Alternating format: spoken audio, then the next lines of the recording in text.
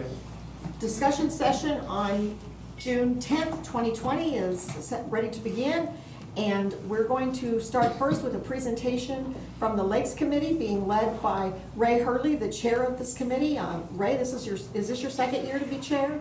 Or you just carried over? I think we're trying to, I've been 4 years. Actually, we have elections today, so today, this month Okay. is my last year as chair. Okay. And we've elected 3 new officers Okay, this morning.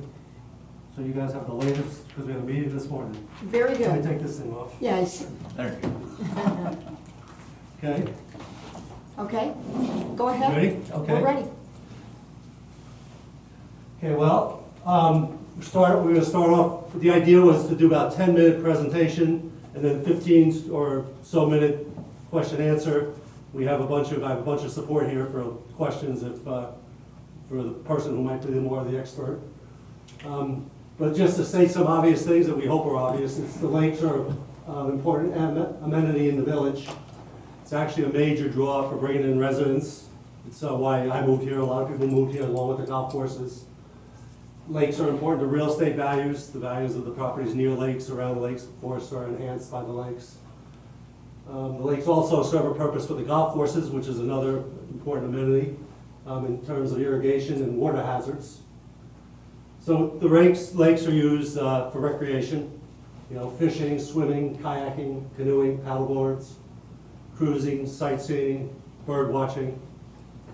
Also water sports, skiing and tubing, and then there's some water sports that are a bit contentious that we've been discussing lately that come back to for towards the end of the presentation. We think it's important to have regular, up-to-date, accurate information from the Lakes Committee out to the community, but also with the Lakes information, it's very useful tool for marketing the village to new residents like us who got here. Okay, so what does the Lakes Committee do? So we have a charter, and the main part of the charter, the guts of the charter are here. It's something that will continue to be worked on as slight things get changed, but we went through this last year, and this is what we think we do or do. So water resources monitor levels and take actions when appropriate. So we have there's a series of volunteers on every lake who every week send in lake levels, and they send in clarity data using some of them, a Secchi discs, which tells you how far down you can see in the lake. And that'll come back when we talk about the lakes assessments. Lake safety is something that gets a lot of attention in terms of where buoys should go, signs should go. Lake conditions, and we monitor that. I have a spreadsheet that I'll pass out that we use, and each of the lakes has a committee member who's responsible for that lake. And then they monitor across about some 20 factors. And based on that, it helps to highlight where things need attention.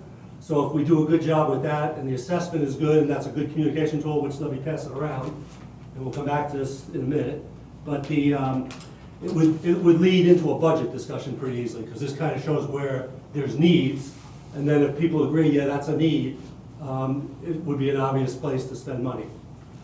And that also leads into, you could also prioritize some of those things in terms of 5-year plan, 3-year plan, and budget, which is, I think I've read that you've adopted that. I've been on the boards of companies, and that's been the procedure that's been used on all the companies I've been on board of. So it's in my opinion, it's a very efficient way to manage a business, or it would work on an HOA as well. One of the areas that's important is herbicide monitoring and communication around the herbicides, because you can get weed infestations in the lakes, and it happens every year or periodically, sometimes two lakes at the same time. Some of you might remember there was the hydrilla scare some years ago in Balboa, which would have been a disaster had that, if that really took hold. It would have, you could have turned that lake into a swamp, which would have done a lot of damage to real estate values. Monitoring fish data, so electrofishing, Brad is pretty regular, goes out every year and monitors what fish levels are in the various lakes, and then there's more of them. So what fish are there, but that's a good indication of health. You see the fish levels, so it's a good piece of data, something that could use more analysis, but I think it's useful. And then the final thing we have on the charter is to organize volunteers when appropriate. And this is, example of that would be that Get Habitat, the fish clubs are pretty instrumental in this, and work with Brad to put habitat to help enhance the fish populations.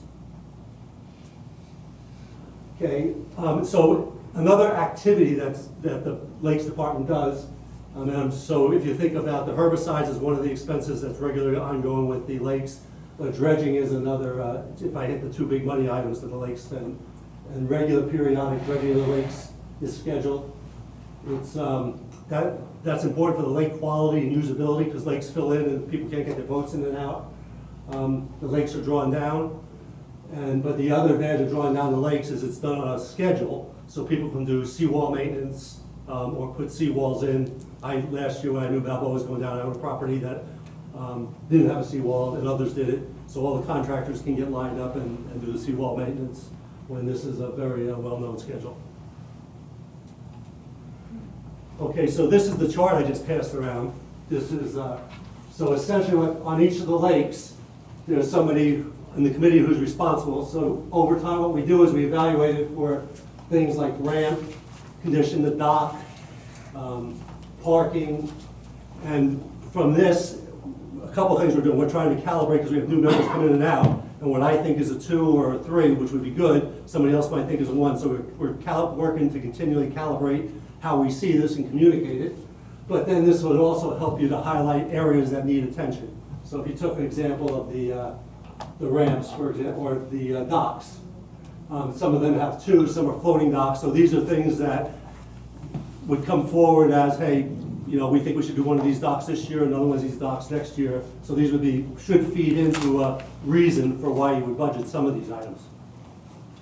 And I won't run through the whole list as any questions are, but as you can see, it's just it's a checklist, and we on a schedule of updating it every month. If something's changed or people have looked at it, at least we do it fair. The intention is to do it pretty periodically.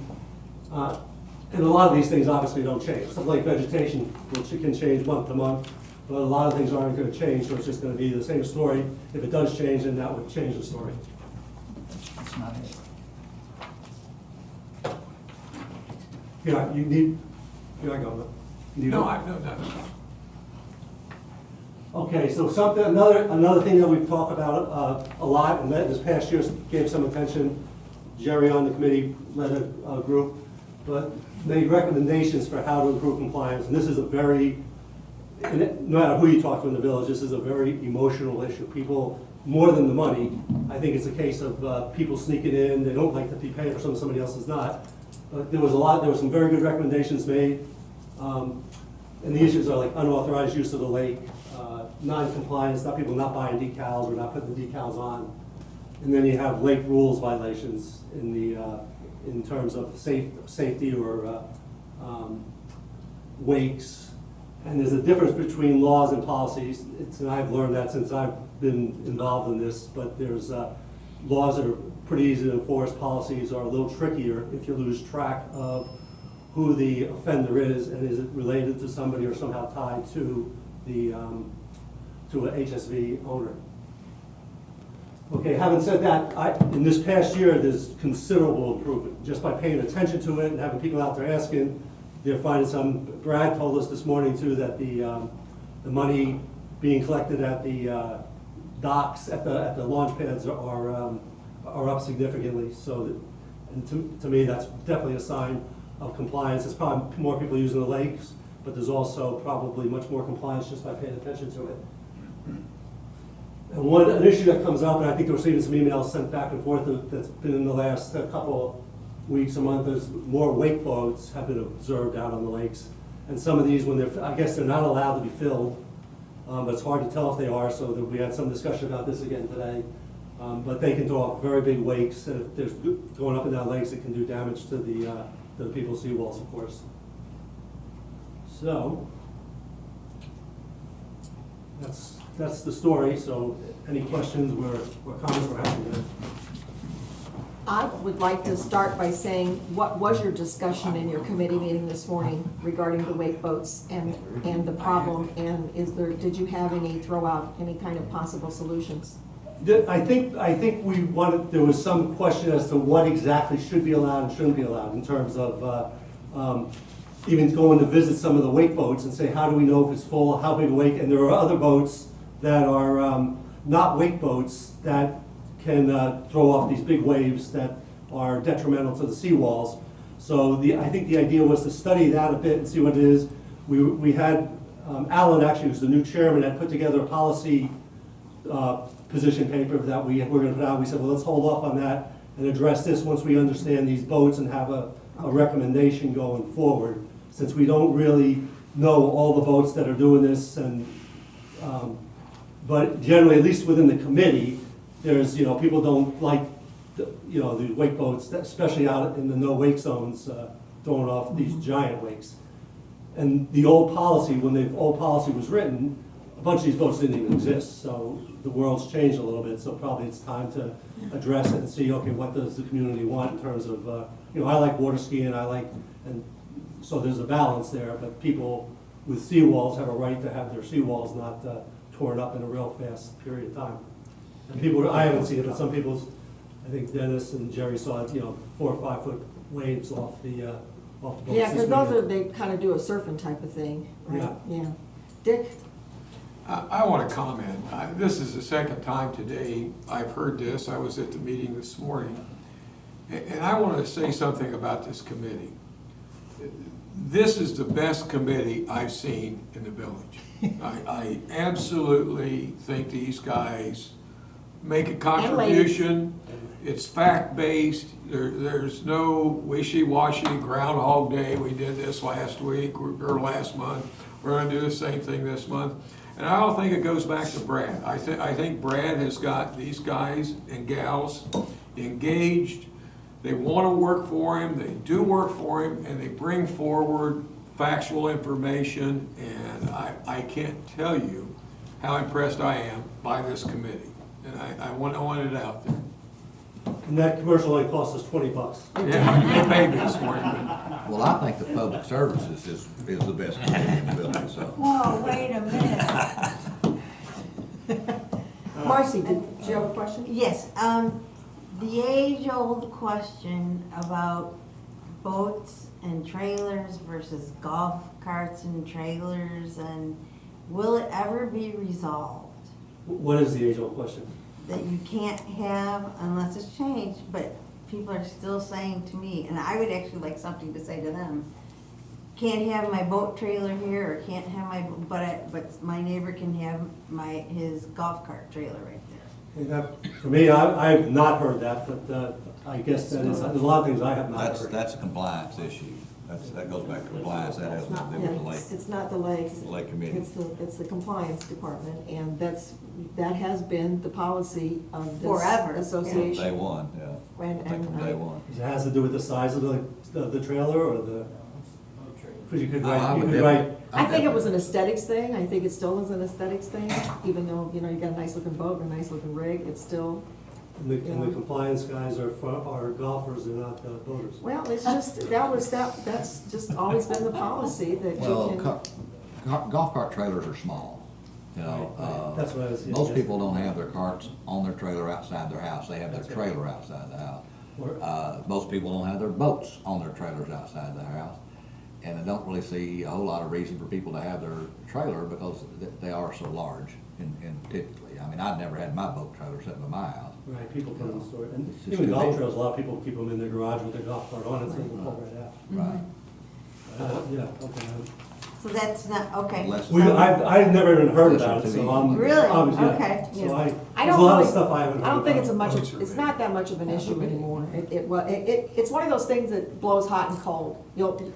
People get kind of riled up about it for a while, and then we hear a lot of complaints, and then it'll settle down, then it come back, but it hasn't been, now it's probably gonna be a hot topic again. One of the things that the board got in the mail this week, amongst our other 5,552 emails, but it was a great idea, and it was from somebody who had worked on this and had been a past member of the Lakes Committee. And it was a proposal that has surfaced 2 times in past years, okay, plural, going back a while. Right. That that the board consider selling to the property owners of rental units a pass for that property. If somebody rents from their property, then they have an annual boat pass that they can use if they bring their boat in I to saw- rent that property. Did you? I saw I that think I email. forwarded it to you. Yeah, I saw it, yeah. And I was unfamiliar with it. I'm not sure I fully get it. Yeah. I suppose the rental people, if I have a rental house, and I have a boat at it, I could just buy a normal season pass anyway, right? Right, but if you have a rental house. Right. And I have a boat, and I rent from you, Right, and I bring my boat over here from Texas or someplace else, then that master pass, I would have the ability to use that pass for the time that I'm renting your property to use my boat. so, because you already could, right, and so this is where I was kind of, I'm missing part of the story. You already could buy daily passes for your boat, but if you're saying you want an intermediate one for 2 weeks or something like that, and have a charge for that, would make sense.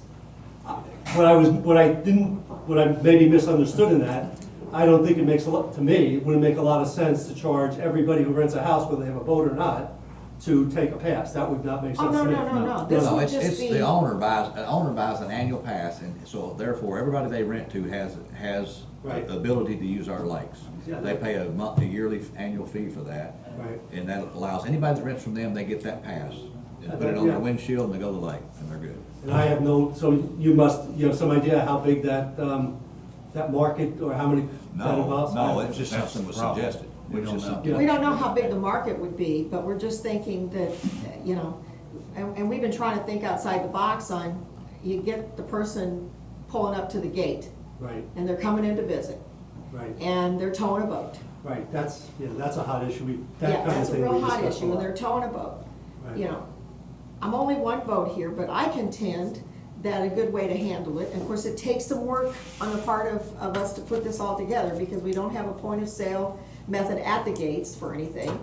But I contend that if I'm coming in here and I'm renting a place and I'm staying for 3 days and I'm pulling a boat, I need to buy a boat pass for 3 days. Yeah, that could, to me, that's logical. That could be logical. You'll get the argument that, no, I'm going to Watchtown Park in here, but you could say this is the policy, too bad.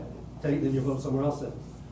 You know, I don't, so, and other people might have another opinion too, so, but also, sometimes these things, and I can't judge completely, but you're chasing a small amount of money is what I could suspect. I could be completely wrong. I haven't done any marketing on that, but it could be, it is a big amount. Well, you know, it's not about the money so much.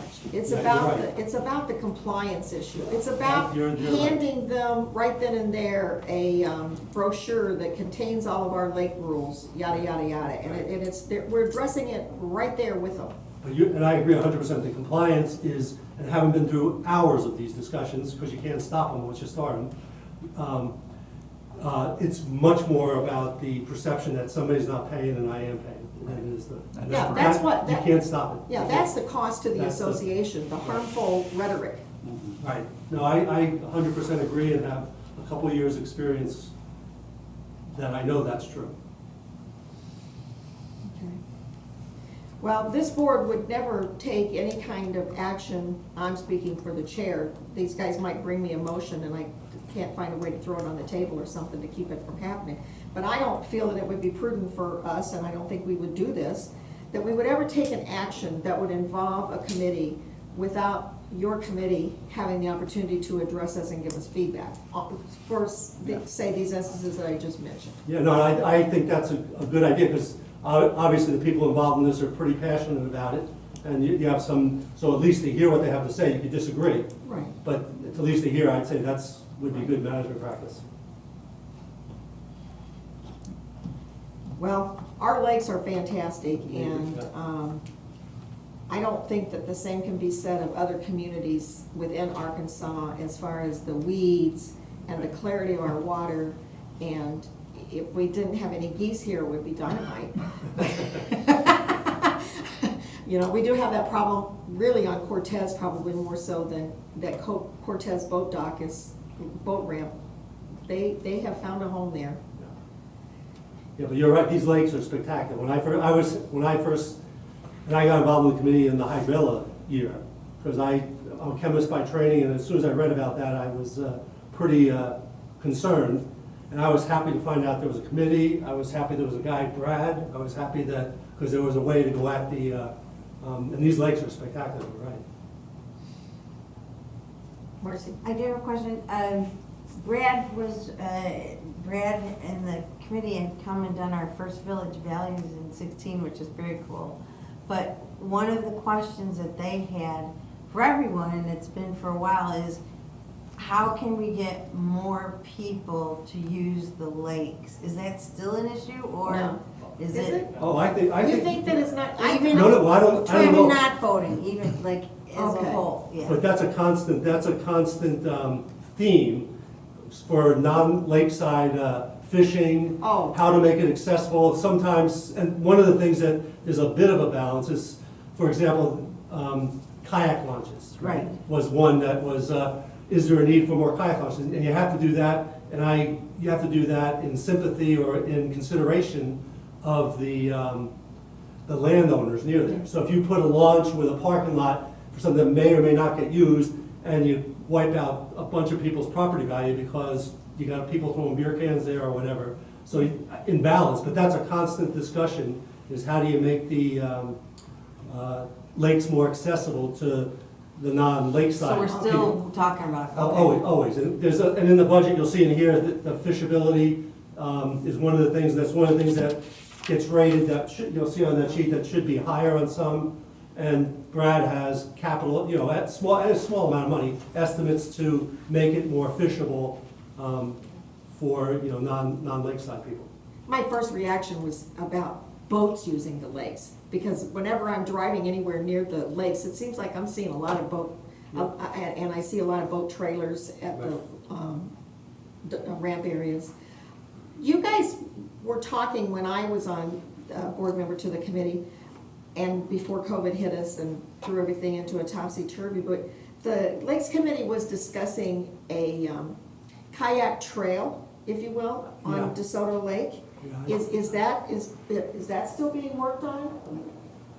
We are actually gonna meet with Recreation on, I'm actually meeting with Stacy from Recreation and a couple of those folks next week.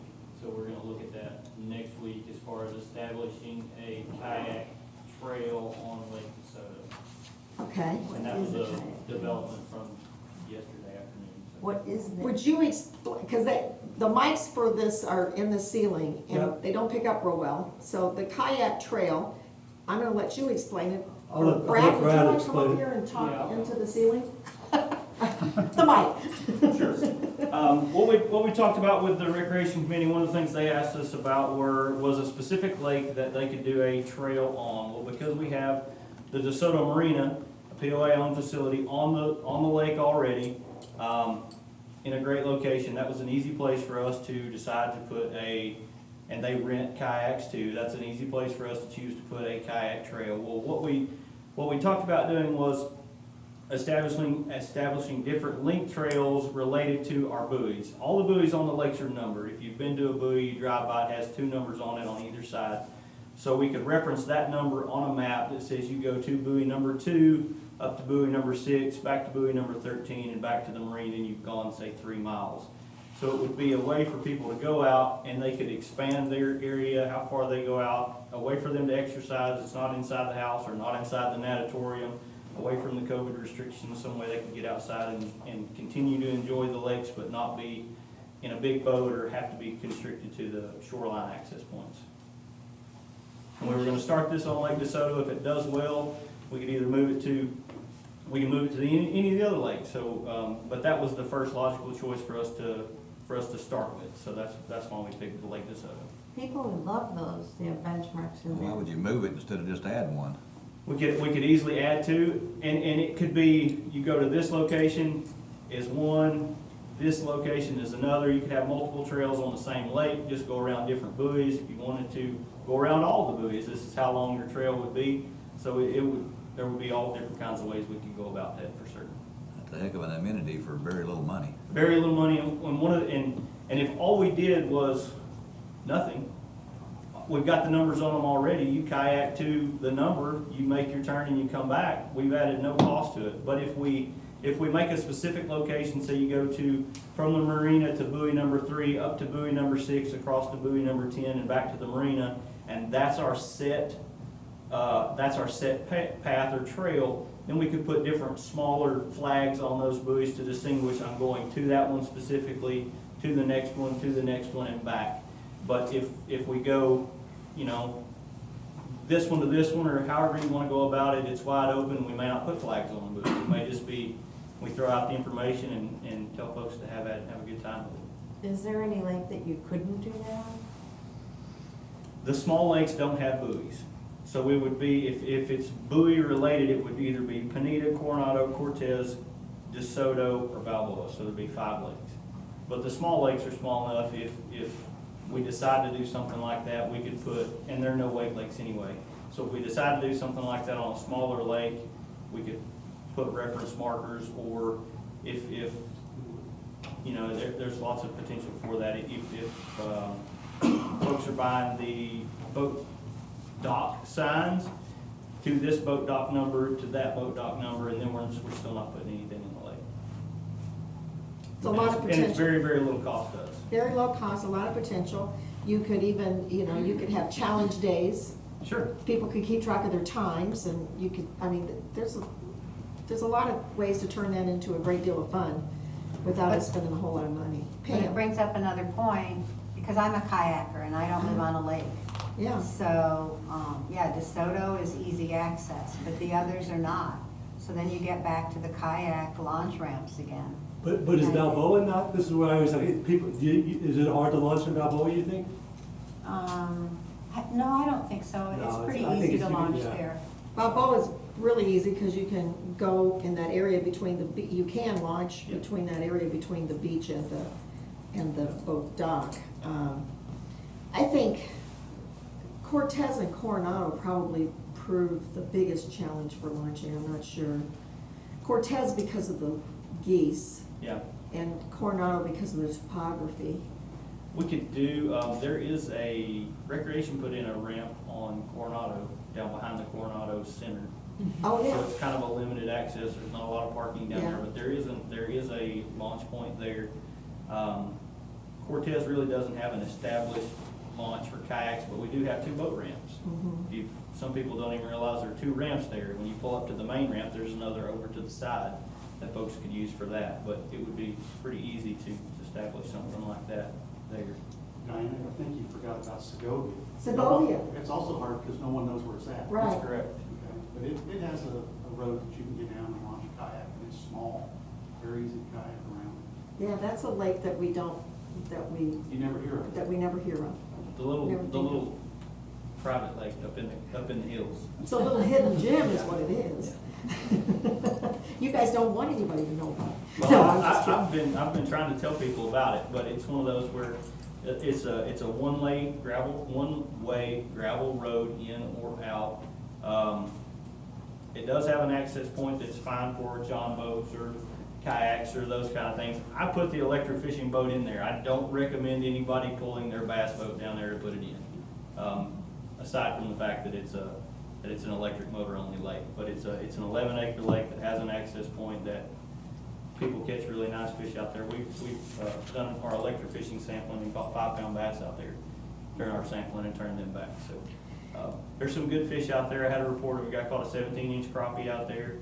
So they're out there. You guys have an asterisk on a couple of things on this chart, but there's nothing that defines what the asterisk stands for. I think most of those were in the notes. Okay, you got some notes for Well, that? actually, to go along with this, and this is something is a work in progress as well, but to go along with this, most of the people wrote a 2 or 3 page report about the lake. And this is just a way to look at them all, so you could look at a report on Isabella or Balboa or, Yeah, because I'm seeing here three criticals, 3 ones. Segovia, as we were just talking about it, has some silting. You're concerned about the silting there. It does. It hasn't been dredged for some time. And I have to look back to know exactly when it was. It was years and years ago. And it was, they had to siphon water over the dam to lower it enough to do some dredging on it. One of the benefits now is we have a really good relationship with a contractor that does hydraulic dredging, and they do a very good job of it. So there would be no inconvenience to the property owners there other than a little increased turbidity in the lake, a little bit of color in the water during their time while they're there, and for a period of time afterwards after they complete that. But we haven't been on that lake and probed the material. That's one thing that we started doing a couple years ago. We visit all the coves. Prior to our dredging and in our dredge planning, we go to all the coves and we probe the material. So we can figure a pretty accurate volume of the material in the coves that needs to be removed. And we haven't done that on Lake Segovia, but it's in our plan moving forward. And figuring the amount of material that needs to be removed is a huge key factor into determining the cost of doing the dredge. I mean, that's your relationship there. And then we've got the parking issue on Coronado at the boat ramp, that parking lot is filled with potholes. It is. We've graded it. We've added gravel to it. I met with the street supervisor last week. He and I visited a couple of boat ramps and the parking areas, those gravel parking areas, and our discussion was that we want to work it into the 5-year plan to pave them. Okay. That's the end result where we want to be is, I mean, you come into the largest gated community in the United States, we want you to have to pay parking for your $80,000 bass boat or your, $80,000 ski boat that you pull into the village. We want you to have a nice place to park your stuff. And then you've got some erosion and common ground at Balboa. Where is that area? The islands. The island, the islands. We do, we've got the islands there. One of the things that we would like for 2021 is because the plan currently is to lower Lake DeSoto. So we would want to do some riprap work along Colella to increase fishability there because the grass grows out so far. We leave that grass along that common because it helps with erosion, helps the lake from washing away the causeway there. We come in and put some riprap along those sides, just up so far above the water's edge. Then people can fish right down to the edge of it. We can spray along those, keep the weeds killed back, and we still keep our erosion from happening because we got the riprap there. So it'd be the same kind of thing with that. Where do you stand with the island issue on Lake Balboa? The little island and the big island? Right. It was one of the things that we postponed because of COVID restrictions. Okay. And the COVID limitations and the funding cuts. So it was something that we pushed out. If we have the funding to do it this fall, we'd like to see it done. The only contractor that returned a bid on that requested that the lake be drawn down 3 feet. So we would have had to push it out anyway. So we would have had to push it out anyway. I mean, I certainly don't want to draw down the lake in March as the lake activities really starting to pick up, especially on the biggest lake. So it would be something that we would want to do in the fall. Tell them we're going to start lowering the lake this day. By the end of X day, so many days later, the work has to be done. We're going to close the valve and let the lake start filling back up. So you've got so many days to get that work done. So I could make a plea to Balboa Lake lovers, people who love Balboa Lake, whether you live on the lake or just enjoy the lake, which is all of us in the village. Maybe we should start donating to a fund to save the islands if possible this year. I think the Balboa Yacht Club had even talked about that at the time, having a Yeah. plan for that. It might work, you never. I don't know, but I'm begging for money every week, so I might as well keep it up for one of them. Yeah, and that's one too, that if you go, at some point, it's gonna be, If we don't Mission do Impossible, something about the because- little island soon, it's Yeah. gonna be too late. it's just gonna be a bump in the lake, yeah. You have to We'll just have have another buoys around, shoal. make sure you don't ride over it. $100, get your name on a riprap rock. Rip Rap Rock, $100, There you get your go. name on a Rip Rap Rock, and you can tell all your family that you're down there in the water. There you go. So, yeah. There you go. Well, I want to thank you guys for all that you do, and all that you've done, and for taking the time to come out, and we all think that our committees are the best, but I used to serve on this committee. I think Dick is right. And I think Dick might be right, but, you know, I'm not gonna, you know, we got a lot of really great committees, so, anyway, but you will have the distinction of being the first committee to present to the board in a board discussion session and have the back and forth conversation versus showing up at a business meeting where you do a formal report and we clap our hands and you go on your way. So thank you for sharing with us today. I think that it gives us all a good picture of what's going on there, and we see some opportunities with the kayaking trail, and we see some issues that we need to deal with parking lots, erosion control, and et cetera. And We'll just, see you next quarter, maybe. we'll see you again, for sure. Well, yeah, well, and thank you guys too. We appreciate, Thank you. everybody, appreciate you guys are making some pretty good progress, so keep it up. Okay, thank you. Thank you all. And somebody still owes me a fishing lesson. It's not, there's better ones than me for that. Is that fly I would like to fishing? personally thank you, this is the first time I think anybody's asked a committee to comment about the resolution, and I hope it's not the last. It won't be, no. it won't Something be. Yeah, like this, it every was 6 since months, 2000, whatever. it was 2016. Thank you. Thanks, Ray. Thanks, thank you. Thank you. Yeah, very good, thanks. We're still live here. We're just moving on to the next presenter. I used to say when I was doing the phone, I used to see you at the phone. Are you ready, Todd? Or you want to wait? Jason's gonna, okay. You're a nervous wreck?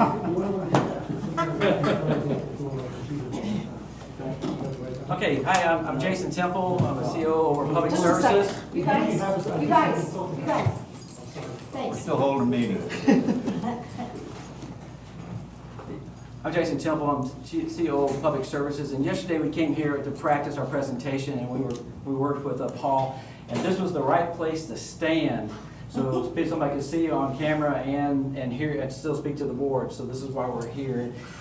Your speaker today is the new Common Property Forestry Manager, Todd Knowles. I've known Todd ever since I've been here. Todd's been with the POA for over 25 years, and he has worked numerous times and years with foresters, and he was in the forestry group at one time. He was part of the tornado cleanup process. He's worked in the street maintenance division for the past couple of years, overseeing most of the common property management, the maintenance of the dams, the clearing of trees and things like this. So these are things that he's very familiar with and very skilled in. He's also a certified arborist. And this year, in 2020, we were tasked with to develop a strategic forest management plan and present it to the board by May. Well, the problem is I didn't have a common property forestry manager, so that was step one, was to hire someone competent in that area. We hired Todd Knowles. We immediately got started in March working on this presentation, and now today will be the fulfillment of that goal that we were supposed to present. What's also included, how can we improve property views, improve the property owners by clearing trees? How can we improve the forest-wise practices here in our community, making our forest safer and our residences safer? And also, how can we manage our forests to be healthier by thinning, our management and things like that, as well as our wildlife? You are in for a very exciting presentation. Todd is a great speaker, so if he's a little loud, you're welcome to get closer or get farther away. You'll have no problem paying attention, and look forward to this presentation. Thank you, Mr. Todd Jason. Knowles. We do need to.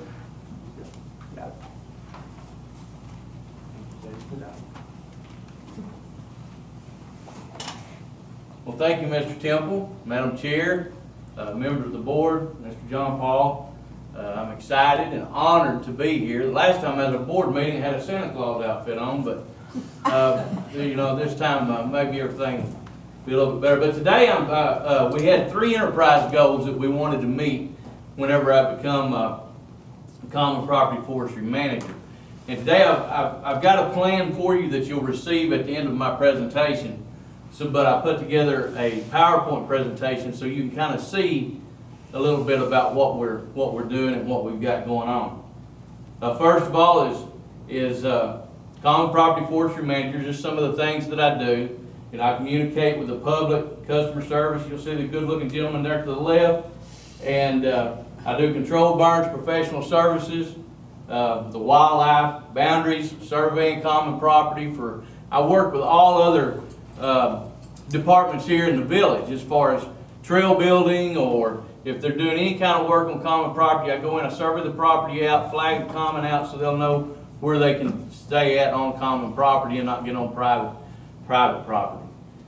Also, professional services over the tree thinning and controlled burns that we do on our dams. And the lake dams and spillways, I started that back last year. Took over the lake dams and spillways that were kind of getting a little bit out of hand, as you'll see some of that in a little bit. But we took over them, and then the vegetation and tree debris through storm damaged trees, and our controlled burning at our burn site where we haul all of our tree debris. Our enterprise goals by May present a forest management strategy, improve current property owner views, achieve community-wide fire safety, and support overall forest health were our three main objectives that we were given. Our additional goals and objectives is wildlife and habitat management, communications with electric companies and state agencies, and improve our property owner views. What we want to do is, if you buy a house 15 years later, you buy this house because it's got a beautiful view, and 15 years later that view's gone. We want to work with P&I so you can come and get a permit, and myself, along with the Common Property and Forestry Committee, can allow you to cut some trees selectively to maintain a healthy forest, but also get your view back that you're looking for at your house. Secondly is improved views for safety. Here you'll see this is the RV park exit and entrance at Balearic Road where you turn into the RV park. There to the left, traffic was having trouble seeing oncoming traffic coming down Balearic. So we went in, we opened that up, and this is a view from the same viewpoint after we got it cleared out. Several places here in the village have dangerous intersections because of vegetation growth. So we want to go in, we take that vegetation growth out and keep it a good view for safety. The next thing is improve the lake dam view. You know, many people here in the village, property owners, use the crest of the dams to walk their dogs, to walk for exercise, or some people like to drive down them if they've got someone that may be handicapped or whatever, that they can fish off of the dams. So we want to try to improve our views on our dams. Here's the same picture. This was March 20th, 2019 on the left. This is the same dam, Lake Peneta, April the 13th, 2020. We had a bunch of woody vegetation. We went in, cut the vegetation down, mowed it down good, had a controlled burn, and then I reseeded it back in January. And this picture was taken April 13th. So we got a good grassy flow, or growth, plus we've got several clover and different things for our wildlife. The Coronado Spillway view. We took over the spillway. Spillway was overly grown tremendously. It was restricting water flow. We had different styrofoam from docks that had washed up and a bunch of debris. But anyhow, March the 14th, this was the picture that was taken, and you can see the improvement April the 30th. What we done, we went in, we cleared out all of the brush that was restricting the flow, and now we can maintain it by environmentally safe aquatic herbicide that Brad Meredith and I, we work together on that with our dams and spillways. He helps me out, I kind of help him out, and it's kind of a joint effort that we control the vegetation in our spillways. Now this is a waterfall behind the house on Coronado Spillway. So because we removed the vegetation, we've improved the view for that property owner. Now they've got a beautiful waterfall in their backyard. Wow. Our next one is our trail view. This picture was taken 2 weeks ago at the Coronado Fitness Center trail. They were sitting on their bench, they couldn't see up the lake. Their view was restricted by vegetation and overgrown limbs and overgrown trees. So we went in, we cut it out. You see now to the right what kind of view they have. They have a beautiful view up the lake at the Coronado Fitness Center trail. Our communication with our dams and our spillways is with the ANRC. They come in and inspect our dams and spillways annually. And I'm in pretty good communication with them to get advice on, you know, what do I need to do? How can I improve our villages' dams? Because lake dams are a very important thing. I mean, if you got a dam that fails and it blows, then you've got lots of houses down below it that's probably going to be washed away. So the ANRC comes in, they inspect our dams and our spillways. I stay in good communication with them, and I can seek advice from them on what would you, they're designated engineers. This is specifically what they do. What would you do to improve that situation? And they will tell me things that I can do to, if I don't know to improve. Our view-related communications is with the First Electric and Energy and with the Hot Springs Village community. I like to get out to the community. Anytime I stay in communication with Energy and with First Electric, if they're doing work somewhere, I want to know.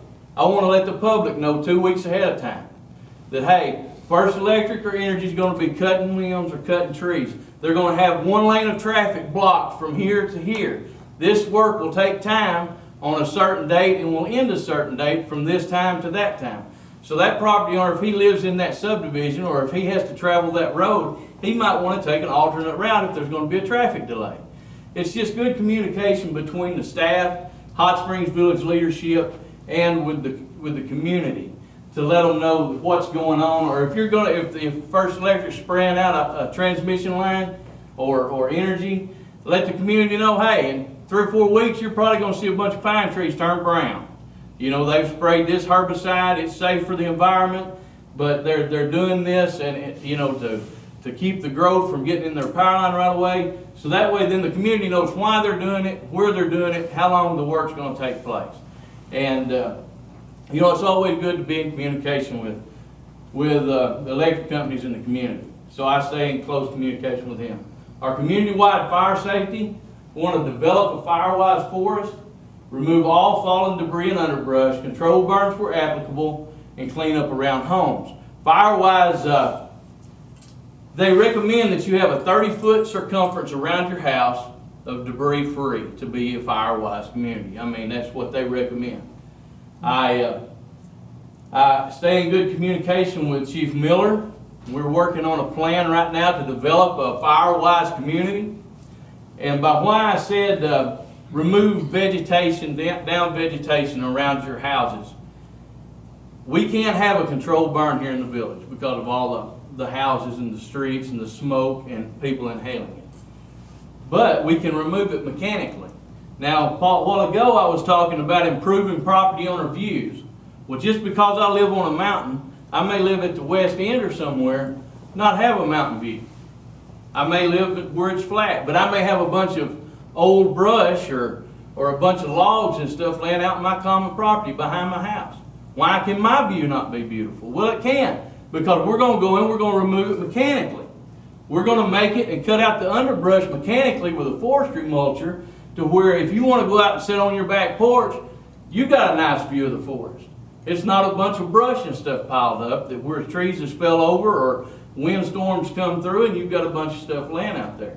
We want to try to set a plan together to begin doing that, also to make your property fire-wise, but also make your property to where you can where you'll have a good view.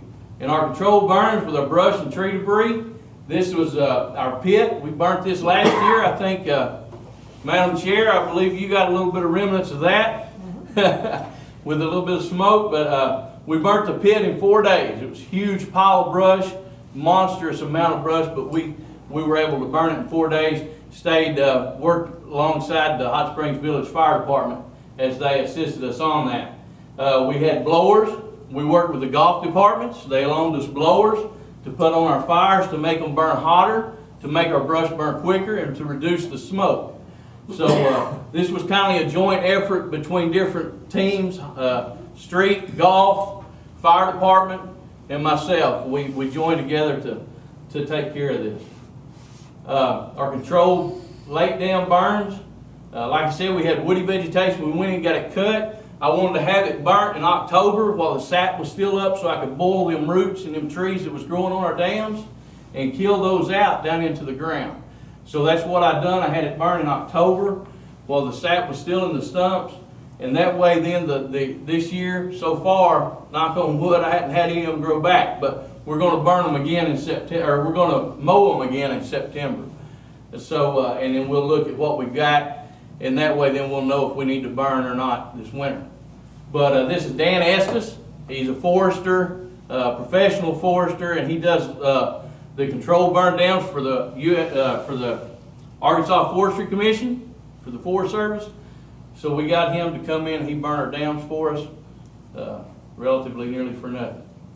Our fire breaks, we had to cut fire breaks before we done our controlled burns. We want to go out throughout the village. That's where the Common Property Forestry Committee is going to assist me to make sure that we have the proper fire breaks. Arkansas Forestry Commission, I meet with them annually. They're going to come in, they're going to make sure that the village is fire safe. We've got fire breaks. We may have to cut some fire breaks on the boundary of the village. But therefore, if there ever is a wildfire starts in here, then we'll be protected and there shouldn't be any homes destroyed because we have the proper fire breaks that it's supposed to be. Can support overall forest health, remove all diseased or hazardous trees, thin overgrown timber stands, partner with a forestry consultant to GIS Forest, and create a master forest thinning program.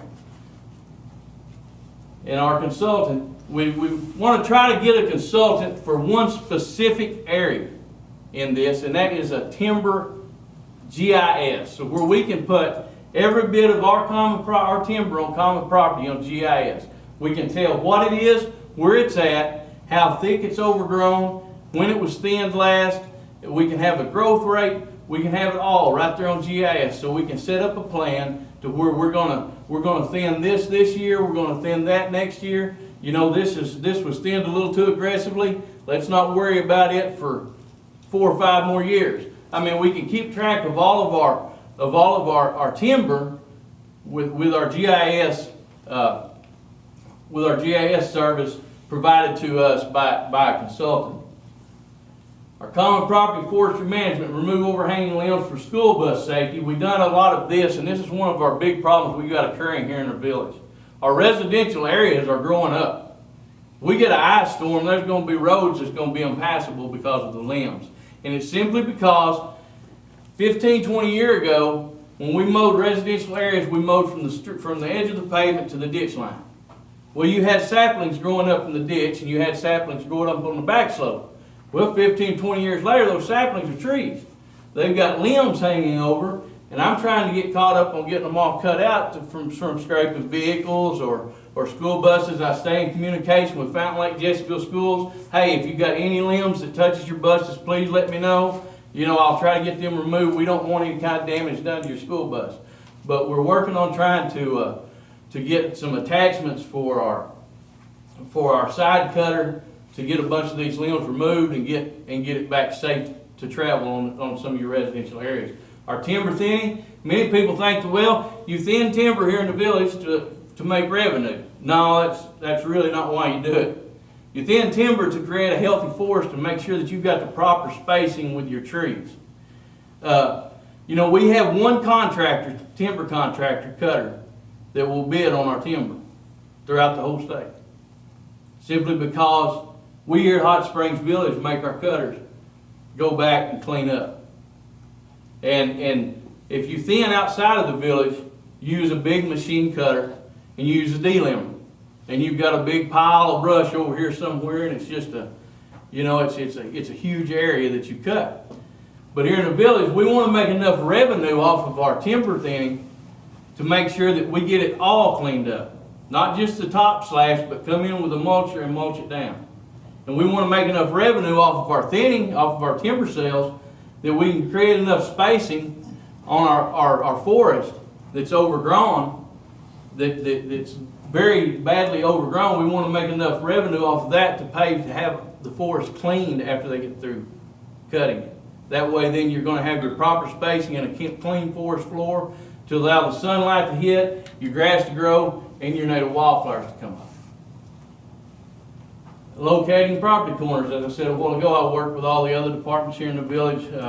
We just had a trail just not long ago. A couple of days ago, I went in and flagged the right-of-way on down to Soda, so we can kind of relocate that. But I worked with different departments here in the village to help to establish the common property boundary if they have to do any work on common property. I started doing that 2011 when tornado hit down here at Ponce.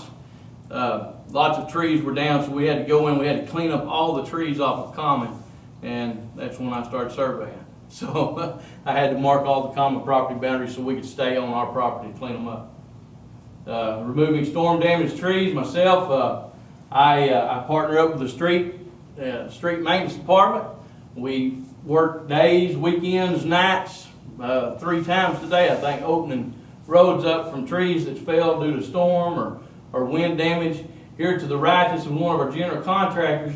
We had a tree hanging over DeSoto Boulevard. We had to get it cut with a bucket truck because it was about to fall in DeSoto and hung up on another tree. Our communications is with Arkansas Forestry Commission. The last thing is maintaining wildlife habitat. Plant pollinated wildflowers, plant native grasses and clovers, and maintain a forest habitat to support wildlife.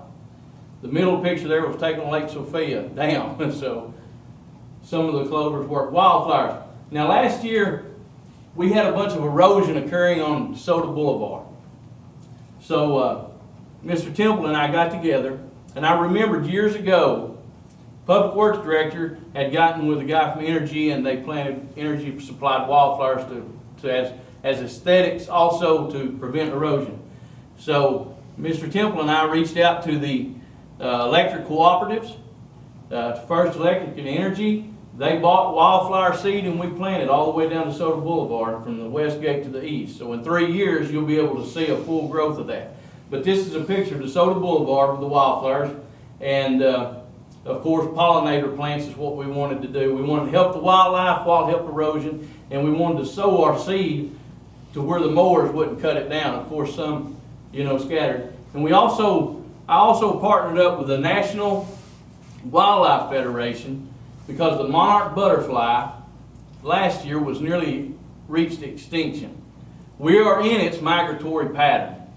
So they had donated me some butterfly milkweed that I planted at the toe of a bunch of our dams in the wetland areas. And this picture to the right was taken of one of our monarch butterflies as we tried to help increase the population here in the village. This is a picture of the side of my dams after I'd received them in January. This was a spring taken in Sophia and Lake Penita.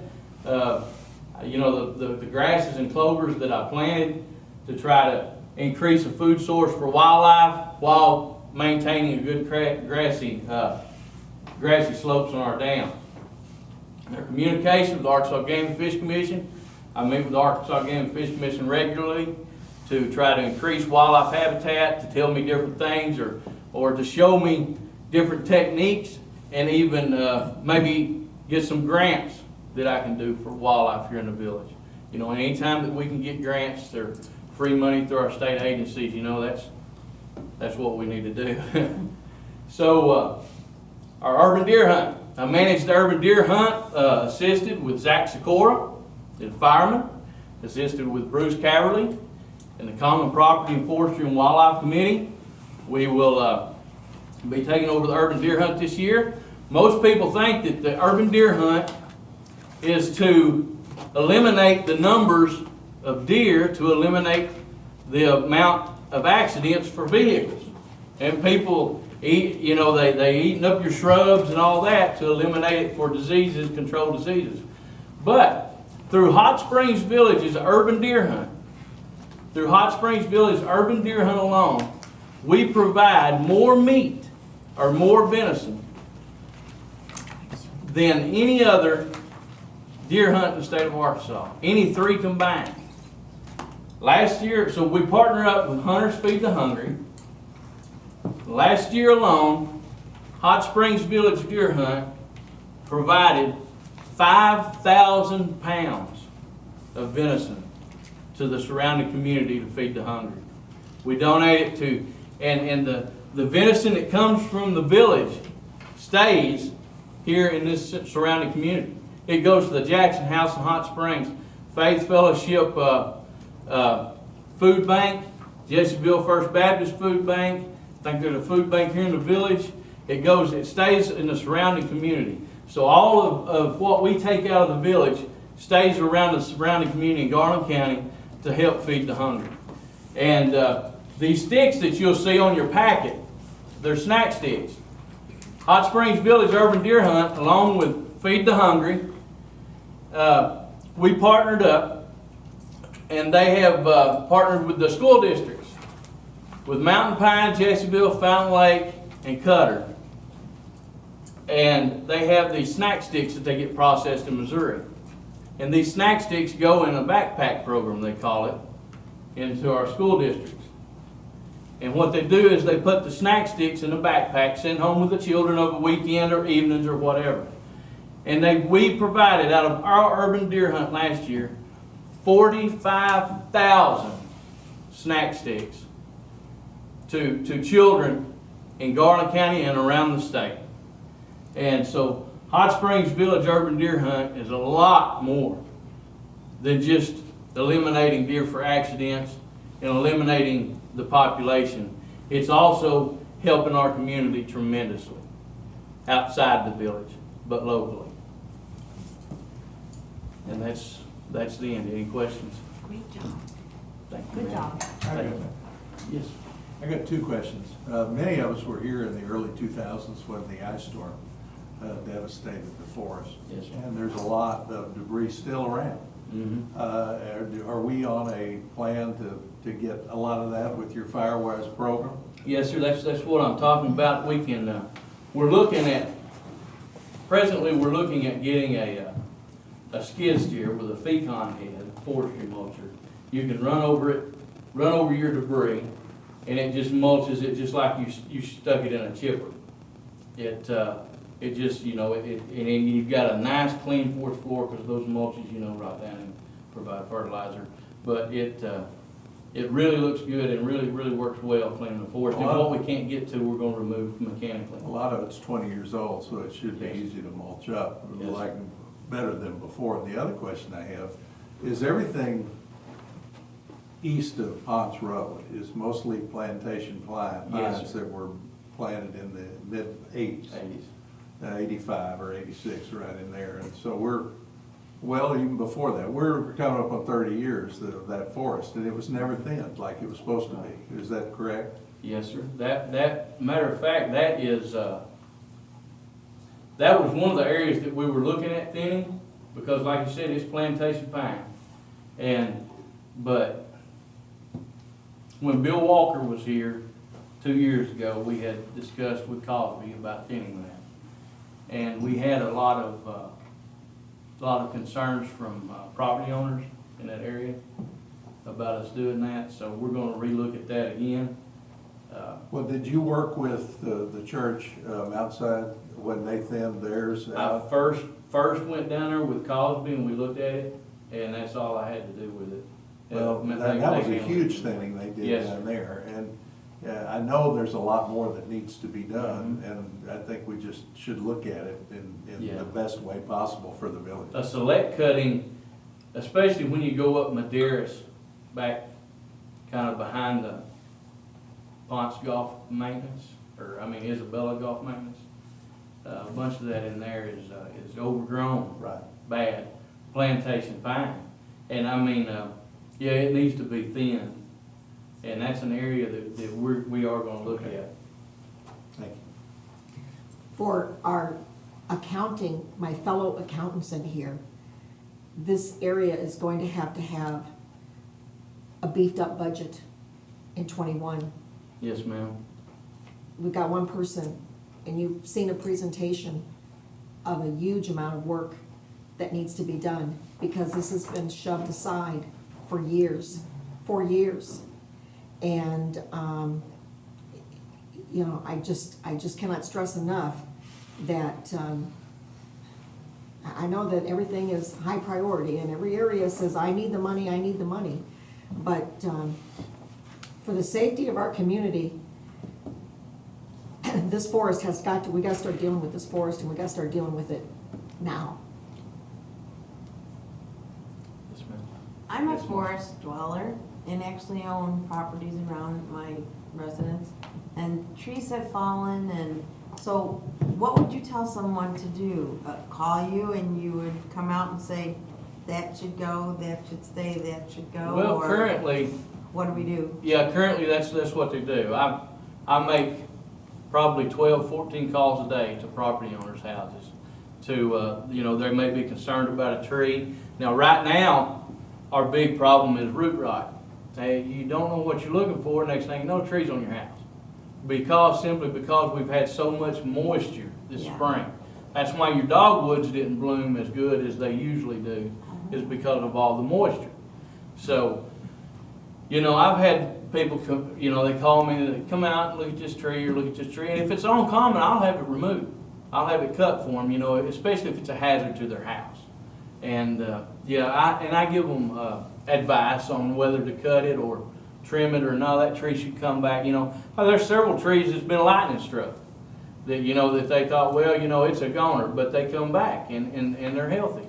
And so, you know, it's just different things. I mean, you got IBS beetles, you know, Castano. I went up to Castano Drive to look at some pines up there I had to have removed because they attack pine trees at their weakest state.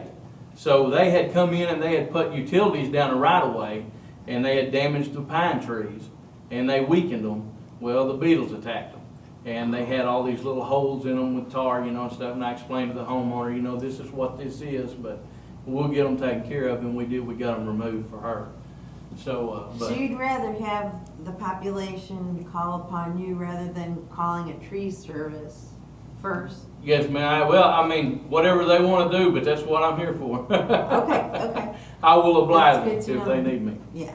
I also want to give Todd a chance to give himself a plug on what he did for timber removal for utility right-of-ways with the new Ciega subdivision development. Well, we were making a subdivision in Sega subdivision, you know, the pocket community. So we had to clear out for our right-of-ways to put the utilities in. And it was overgrown with big pines and stuff, so I said, hey, you know, we're gonna have to get this right-of-way cleared out. Why don't we sell the timber? It's gotta come out anyway. It's better than taking it to the pit. So I got with Cosby, we walked it, I showed him what we had, and we sold the timber to get the brush hauled. So we didn't have anything in our right-of-way clearance, more or less. You know, we come out ahead on that because the revenue we got for our pines, which had to go anyway, we got our right-of-way for nothing, more or less. So, you know, there's lots of different ways you can work your timber, but, you know, I would like to, we've got some great timber here in the village. I mean, we've got some loblollies and shortleafs up toward the west end, and they're, you know, and people will say, well, why do you always go in and you take out the biggest, most mature pine trees when you thin? Well, a pine tree is like a human. After it reaches a certain age, it gets what it's called red hard. And if you're a logger, you have to what they call jump butt it, and jump butt it is cut it way up high, where you're losing this much off of your timber. So they like to go in and cut it before it gets wasteful, because we don't want to have to waste anything, and you know, and it's really good for us and really good for your timber. And I just like to make enough revenue off of it to get it cleaned up, because we want to have a healthy forest, and we want to have a proper spacing for our trees. And if we can make enough revenue to get everything cleaned up around it, then we won't, like Mr. Paul or Miss Marcy said, have a bunch of stuff laying out in the woods and brush and stuff. We'll have it all cleaned up, and you'll have a nice forest floor. I want to remind you all that Todd is a department of one. And if But I all, was able to get all this done. and if all the serious questions are out of the way, I'd like to ask what's up with all the bears? As a matter of fact, Mr. Sherman, I was contacted about that. And I have imagine you contacted the Arkansas Game and Fish Commission, Wildlife, his name is Jake Wisenhunt, he's a bear biologist at the state of Arkansas. And he told me to handle it. So we put out a release that if you have bears around your home, we encourage you to bring your bird feeders in, and we encourage you to put ammonia-based products on your trash cans or your bird feeder stands. Ammonia will make them not want to come around. But he did tell me for the people watching at home. Right. I've seen lots of stuff put out, but I can tell you the facts. He did tell me that if you ever get a bear habituated, I believe is the word he uses, habituated, to where it is reliable on you for food, their policy is to euthanize the bear.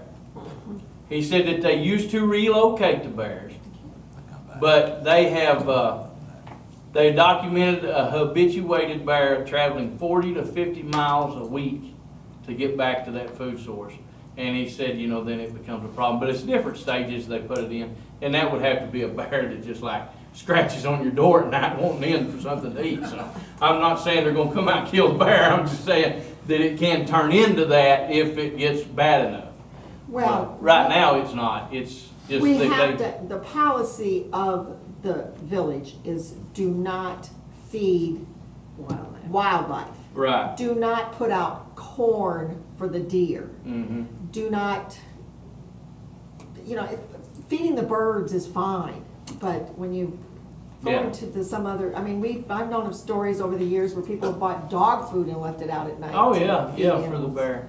And that Jake told me some stories, but I'll not Yeah, tell them we here. don't But need to go. anyhow, but yeah, and if you see any cubs, don't go out and try to pet them or catch them or anything like that, especially if Mama's around, because that, which you kind of use common sense there, Mr. Sherman. But anyhow, but yeah, that's the deal with the bear. Did But we yeah, the put game that tip fish about happen. the ammonia into the e-blast? Did that get into the e-blast about? Yeah, the I believe ammonia? it did, because that come from Yeah. Mr. Wisenhunt. He told me, he said, just tell them to put ammonia out and stuff, and he said you want to deter them and, from coming around. But they're just moving through, they're just having their cubs and moving through, looking for something to eat. Mama's hungry, she's feeding some cubs, so it's nothing to worry about.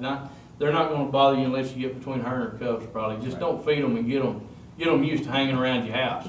We live in a beautiful forest. We live in the Ouachita National Forest, and I consider it blessed. I've lived here my whole life. It's the only place I ever lived.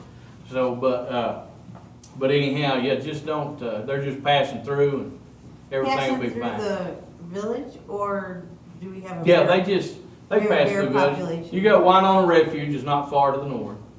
Just up 7. And yeah, and you've got all these leases around the village and everything, and they just come in here, and it's just a migratory pattern, and they see some bird seed up there, they're hungry, they're going to eat some of it, and people have got deer corn out feeding the deer, they're going to stop and get them some corn, because like I said, right now they're having cubs, the mamas are, and it takes a little bit to feed them, and they want to keep their nutrition up. But Well, I did that on purpose. Not everybody grew up in the woods like many of us were able to do, so.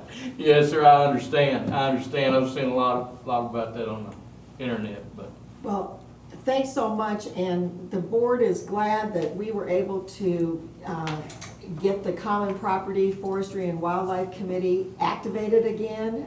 We Yes, did ma'am. that on in April. I'm pretty sure we did it in April. We voted just last May. board meeting. Yeah. Yeah, the May board meeting we did that, but we started talking about it in Okay. April, and we were happy to do that. Bruce Caverly has just been a tremendous villager in that regard, and eons of volunteer hours, and we've got other people that served on the committee back in the day that are stepped up to rejoin it because of their interest, and we expect great things from you, Todd, so. Well, thank you, ma'am. I hope to do great things. As I always said, great moments arise from great opportunities. I just appreciate the opportunity to make great moments. That's all I Thank you. got, so. Thanks Thank for you, your, this is an absolute Thank you very much, great ma'am. presentation, and you've given us a great plan. Thank you, ma'am. Appreciate it. Thank all of you. Thank you. Thank you. Yes, ma'am. Okay, do you guys ready to start on then with some things that we need to discuss? Yeah. Gonna put Dick on first, or what do you Put want to go Dick on first? That is such a hot button item that I think we should put Dick on first. Thanks a lot. All right, my name's Dick Garrison. I volunteered to direct the search for a new general manager for the POA. I did this because I felt that I had more experience in hiring high-level executives than others may have had. And I also did it because I've got broad shoulders. When the critics come, and they will, that's fine. I can handle it, and I'll go through exactly how we're doing this, and then you will know. There's been some conjecture out there. Here's what we're doing. In taking on this task, I considered 3 approaches. First approach was to hire a fee-based search firm that specialized in nonprofit hires. That's how we got David Twiggs. This would have cost a POA about $50,000. The second approach was to engage residents with professional backgrounds in doing high-level searches, in assisting me with the search, charging no fee, and doing the finding, vetting, and recommending process exactly the same as a fee-based search would do. The third option I considered was to hire a local candidate who has an outstanding reputation as a turnaround specialist in related businesses. I ruled out the first option. The reasons I did is vetting several firms. You wouldn't just hire the first firm that showed up. You would want to talk to a few. Would take time. We don't have a good track record with any search firm, and it would take time and maybe as long as 6 months to complete a search. We had very competent residents who came forward with years of Fortune 500 search experience and who could start immediately and save us the $50,000. One of our unwritten objectives here as a board is to utilize the talent that lives here in the village. You saw some of it earlier with that Lakes Committee. I want to give a shout out to a person named Karen Bump. Karen Bump has owned her own search firm for 25 years. She's done Fortune 500 searches for 25 years. She's eminently professional, and she has worked tirelessly on this project. We also have the turnaround candidate that has applied. We also have an internal candidate that has applied. So I chose a hybrid of the second and third options as our option, and as the best path forward. So we're using the same databases that a professional search firm would use. The last count, and it's been several days ago, we had vetted 267 candidates. I'm sure it's over 300 candidates now. Obviously, all those aren't qualified people. They need to be scrapped immediately, some of them. But it's that kind of a process we're going through, and we have a professional doing just one project instead of, if you hire a search firm, that hiree might be doing 4, 5, 6 different projects at the same time. We also found out what the market rate would be for a new GM who could do this job. I've personally interviewed 3 of the recommendations so far. My expectation is, and the challenge I've given the recruiter, is that we need at least 5 candidates that we have vetted that we can bring to the board for the board's consideration. And this will be a board decision, everybody voting on the candidate. Again, a shout out to Karen Bump. She is doing a yeoman's job. But then I've got to tell you, life happened during all of this, and we had some resignations. The COVID situation is still with us, still hurting us financially. Our financial situation is deteriorating. And the board came to me and they said, can we speed this up? So we are speeding it up. We hope to have the candidates that I have said we want to present to the board in the next few weeks. I'd like to be able to get the board comfortable enough with the candidates we present to have a decision in the next 20 days. So that's our process. It's open. We've had some unsolicited candidates come forward. We've looked at them. They're in the hopper. That's how we're doing it. It's out in the open. There's been some misconceptions. This is what's going on. Thank you. Does anybody have any questions? Good. Oh, sorry. Can you explain a little bit about when you said there's a hybrid of the 2 and the 3? Well, we've had an internal candidate we're going to look at. We've had 2 internal candidates that they're in the hopper. Okay, we want to get other candidates from outside of the hopper and put them in the pool, so that when the board looks at the pool of candidates, there are internal people and external people.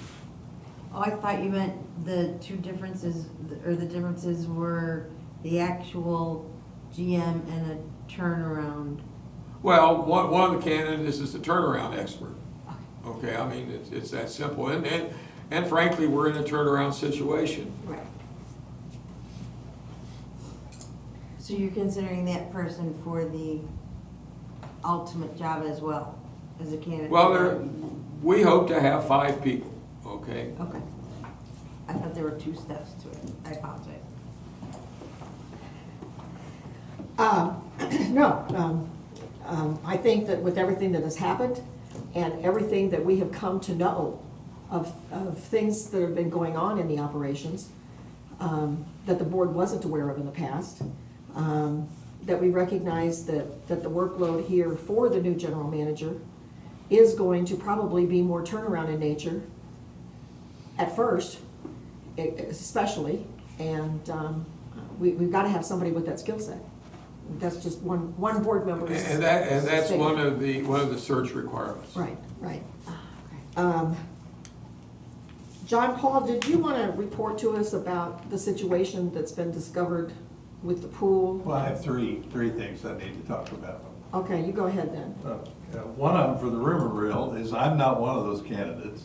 Okay, John Paul is not a candidate, but What? I heard it am here bridging first. the gap, and that is not, I just want to get on record that it is not me.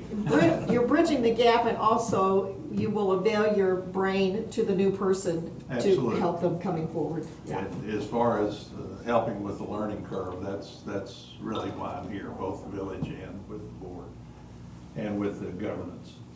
But, yeah, a couple of things I wanted to talk about. Now, I'm talking about this after the fact, and we're probably the last ones in here to know because it went on at 1:30 while the governor was talking, but it looks like we're moving into phase 2 as of Monday by Governor Hutchison. And what that means, we'll have to get the details, but it sounded like he was moving it from 1/3 capacity to 2/3.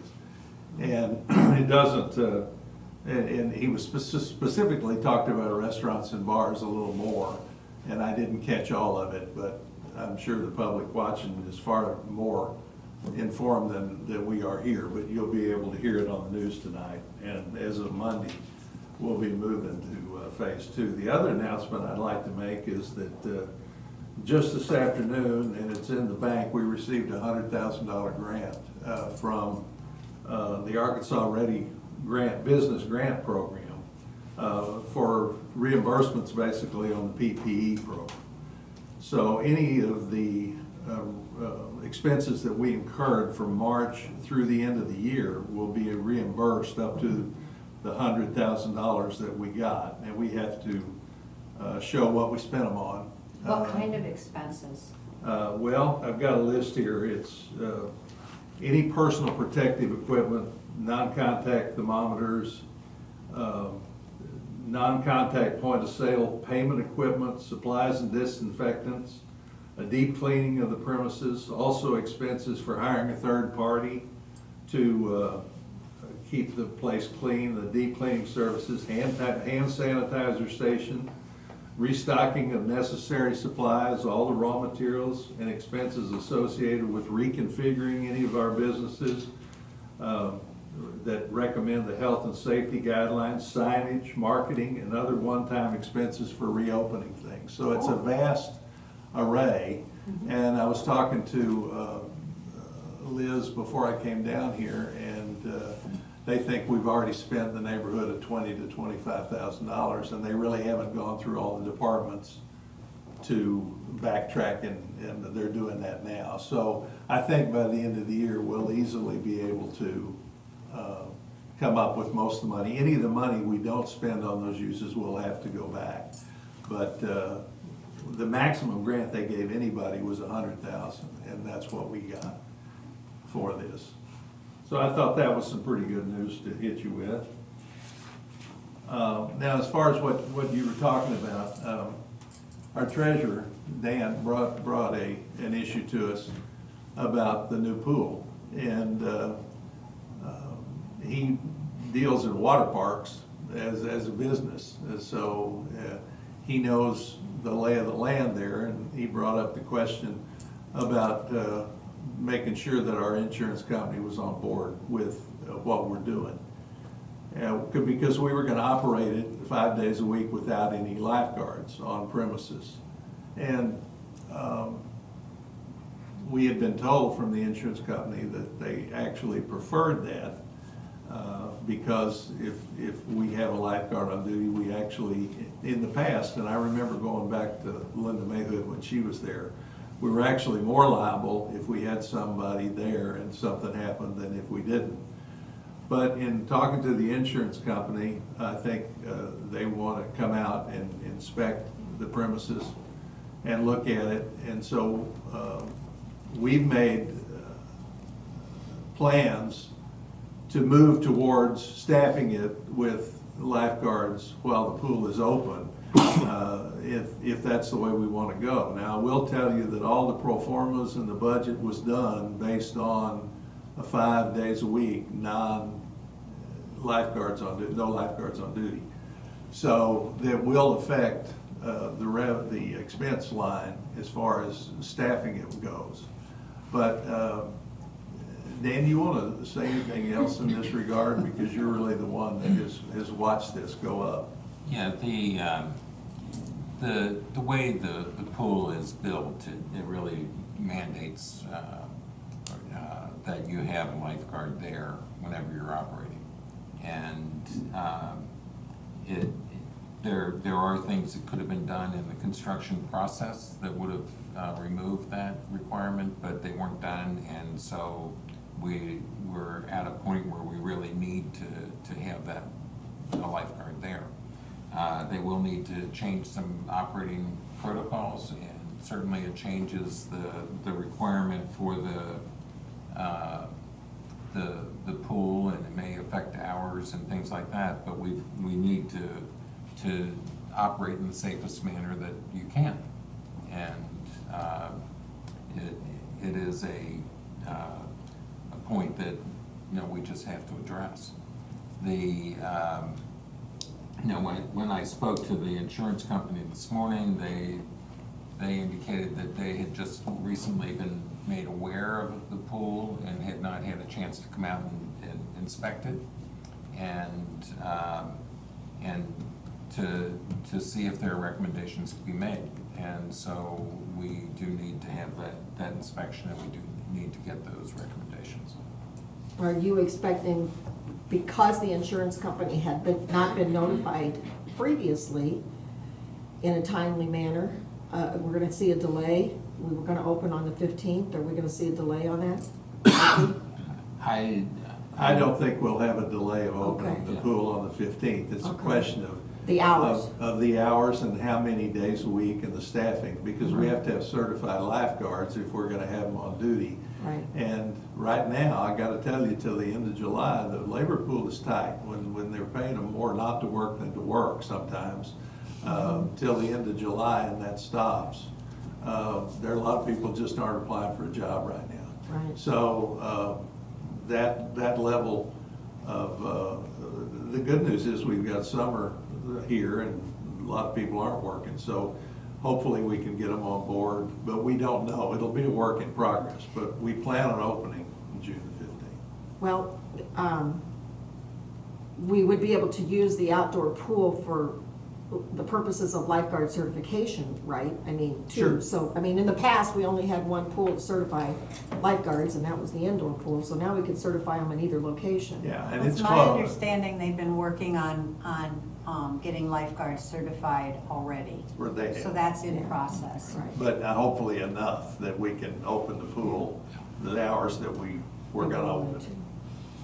And then that also will have some bearing on our private party plans too, I would assume, as to whether or not we would have to require somebody renting for a private party to also pay for a lifeguard. Well, I mean, that's work in progress that Yeah. we're going through. So we've got, there's details to follow. Right. Right. Stay tuned for episode 2, right? Well, and I Yeah. think the thing we need to convey here is we still plan on opening in June the 15th. Okay.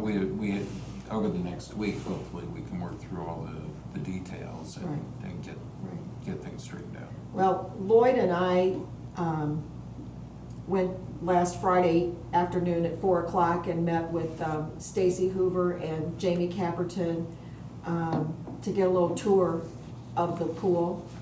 And Marcy came, and I waded in the pool. The water's nice. I'm looking forward to it opening. I miss being at an outdoor pool. I Or like should I being at send an those outdoor pictures? pool. What'd you do with the Should I pictures? send them to Send the Voice pictures? or No, we don't whatever? need to send the pictures to the Voice of Diana wading in the pool. I don't think. Oh, she was posing. But, I mean, it's a nice facility down there. We had some kids drive up, parents drove up with the kids in the car, and they thought the pool had opened already, and we told them, go ahead and take a peek, and they did, and they're looking forward to it. Had a lady there that had come with her swimming suit on. She saw the pool was open. And disappointed that she couldn't go swimming that day, but anyway, she's looking for, and the water fitness classes that used to take place at the Coronado Center indoor pool are going to be held at the outdoor pool also. So those classes will be able to resume, and they've been shut down now since March 19th or so. One thing the governor did say in the phase 2 reopening is the going from the 1/3 to 2/3, it will make a difference as far as the number of people that could possibly go in the pool, but he is maintaining the distancing of 6 feet. So that is gonna make a difference on entry, exit, and how many people are in a facility. Like for the Coronado Center of the Woodlands, if you maintain 6 feet distances, it's really not gonna affect the numbers that you can put in there. I was talking to the people that were in charge a little earlier, and you know, like at the Woodlands Auditorium, for instance, at 6 foot spacing, you can only put about 106 people in there, even if it goes to 2/3. So it's a very hard thing to do. The Coronado Center the same way. So don't look for just a third to become 2/3 overnight everywhere. Right, because of the spacing issues. Right. Can I? Yes, Pam. Just one thing while you're talking about people being excited about the pool and then the lifeguard situation. I think a special shout out needs to go to Deb at the fitness center, because they were trying to figure out how to train the new lifeguards on things like CPR and mouth to mouth, which is really difficult today when you can't be that close. So she cleverly thought of having the trainees bring someone from their own family so that they could safely do that. And I thought that was pretty great that she thought outside the box and made that happen.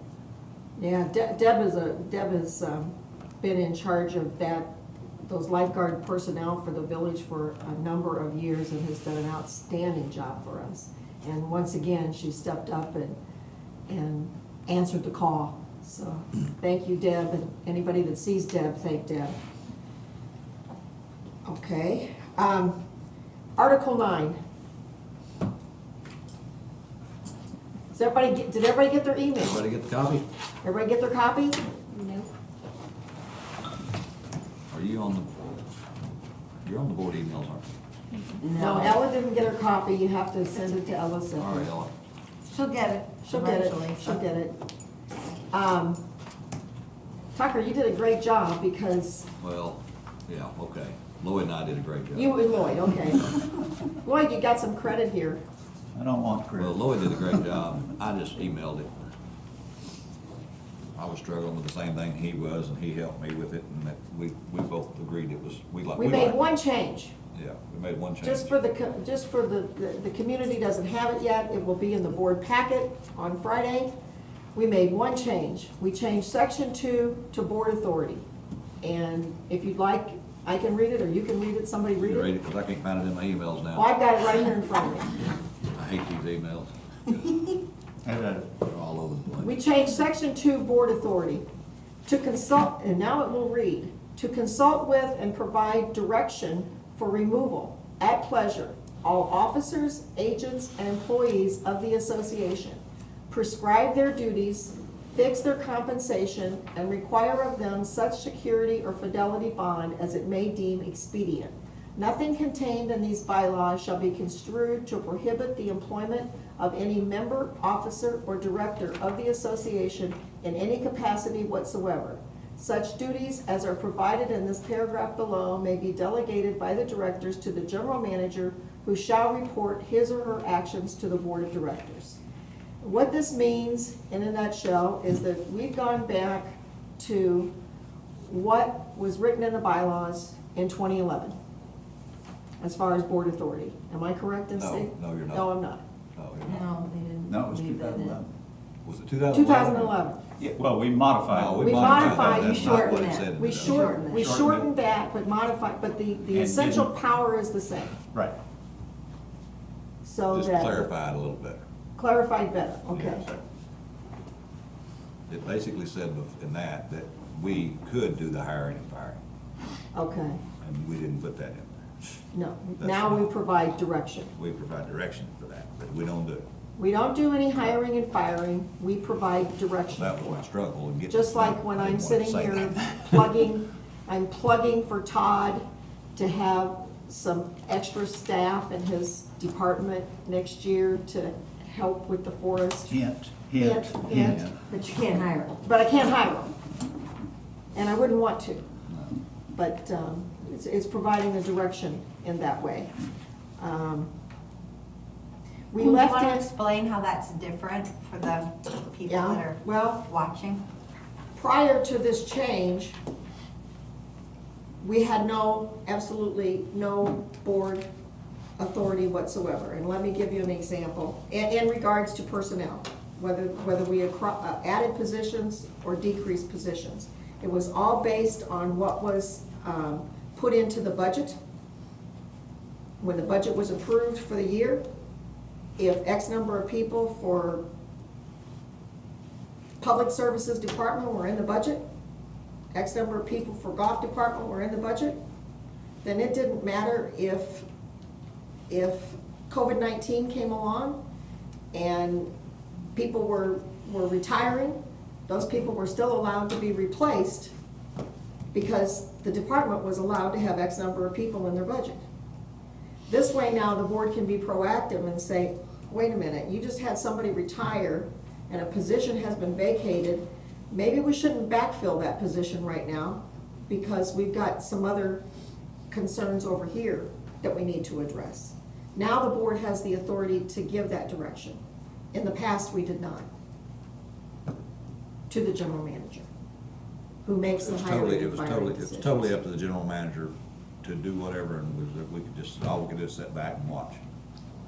So- And that's not necessarily a good thing in my mind. That's what it was. Yeah, so just to going forward, what the board anticipates is that when there's a hiring decision, in particular adding a position, that would be brought to the board and and the board could sign off on it before that hire is made.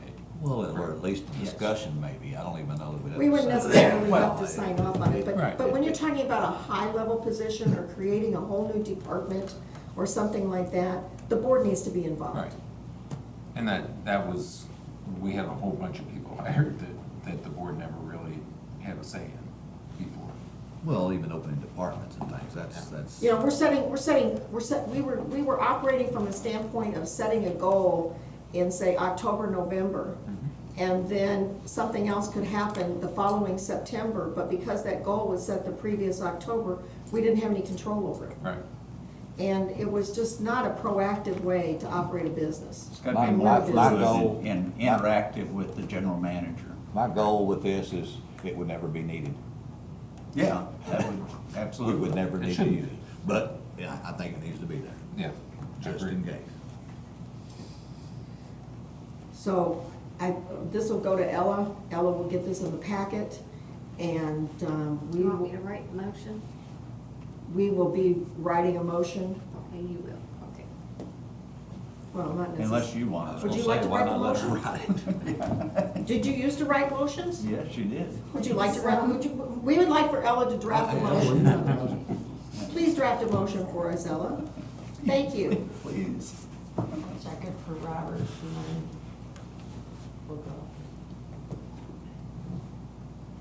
Okay. Tucker, Yes, ma'am. again, have you got some ACC policies that? Yeah, I'm trying I to just find saw it an again. email come through on that. Well, I just had it, and now it's gone again. Well, you know, I have the same problem you do, Uh, keeping these things They're in some above, they're kind of down file. below, the change goes for days. Yes, I'm we. working on it. Thank you. As everyone knows, we changed the PCs recently to go back to the other. In doing so, we eliminated some board policy, basically directing the ACC.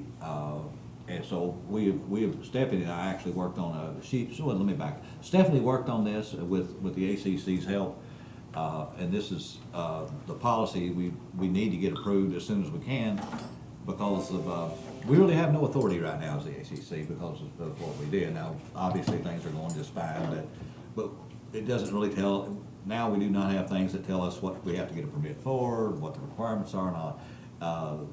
This is just basically one page. It was very, very similar with maybe 2 changes, and that was additions to the one we had in place before we changed it. The ACCs went over it, Stephanie and I, with the whole committee has went over it, and this is what we've come up with. We do feel like we're gonna do some things different, but due to the urgency and also many other things at this time, we're gonna probably stay with it till probably budgeting time, and we may try to make some changes to this at budgeting time, but right now, this is what we propose that we need to go forward. Okay. And you're gonna get that to Ella so that Ella can draft us a motion? Yes, I am. To adopt that? Yes, Thank I you. am. Thank you. I'm gonna add Ellen to my list.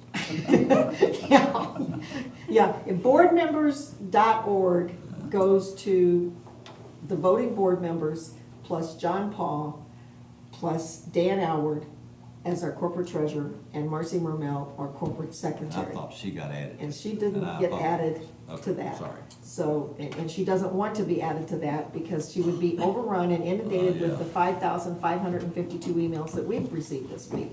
So that's why I have kind of taken the thing of where I do my emails by name now, and you get the name list, and it'll pop up, and bam, you can just plug that one in, but, yeah.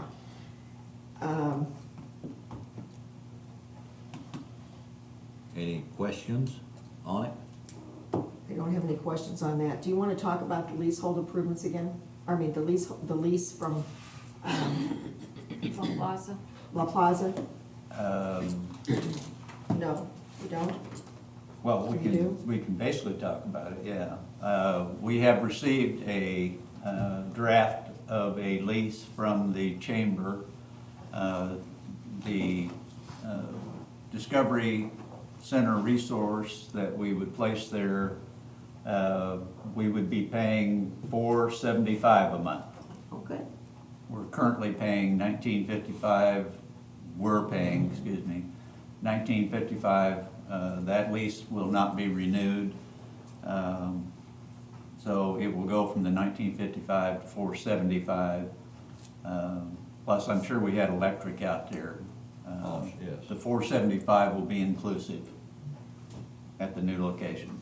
And what about the staff that was located out at the Discovery Center? Yeah, staff is supposed to be working on that. I don't, Well, yeah, we were. I didn't know how fast we were moving with this. I've been given a position statement by the staff out there. If you want me to go into their reasoning behind staying there, I will. that decision's been made. Well, no, it hasn't No, been I was made. gonna say, Well, I thought we We've asked talked John about it, but we don't to- make decisions in discussion sessions. We I make want to decisions. well, I said I was devil's advocate before, and I really need to bring this to you, on the reason, Jama had started I have a note from Jamin. all right, why don't you read that first, and then I can backfill. Okay, first of all, let me give you some background. Jamin Lopez is a retired CPA that I had talked to a couple of times in the past year, and she had said on numerous occasions that if she could be of help, that she would. But she had a few caveats as to when she would be available to help us. And with the advent of things that have occurred, she's willing to help us now. When I received the notification from Liz that Liz had accepted employment with the city of Maumelle and was going to be leaving us and gave us a 2-week notice, I called Jama that afternoon and said, could you put on your green visor, it's an old accounting joke, put on your green visor, sharpen your pencil, and come in and help us. So Jama has been coming to work. She is a part-time employee now. She's getting paid minimum wage, just the same rate of pay as John over here. Yeah, don't go up. And it doesn't, it's not going up any, but, and we're getting a good deal for this money, people, I'm telling you, we are really, and, Jama looked into the lease agreement. When she looked at the lease agreement and the cost associated with the monthly rent, $1,954, her first thought was to reduce expense by letting the property go and move the Discovery program to the space that would be available at the Chamber property near the West Gate. But upon further analysis, she thinks that we maybe would be best to go forward with a 1-year lease the new owners are offering us. And here are her reasonings.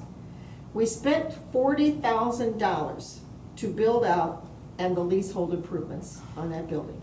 And that was done, Dick, I believe, for the benefit of Village Homes and Lands a couple of 3 years ago.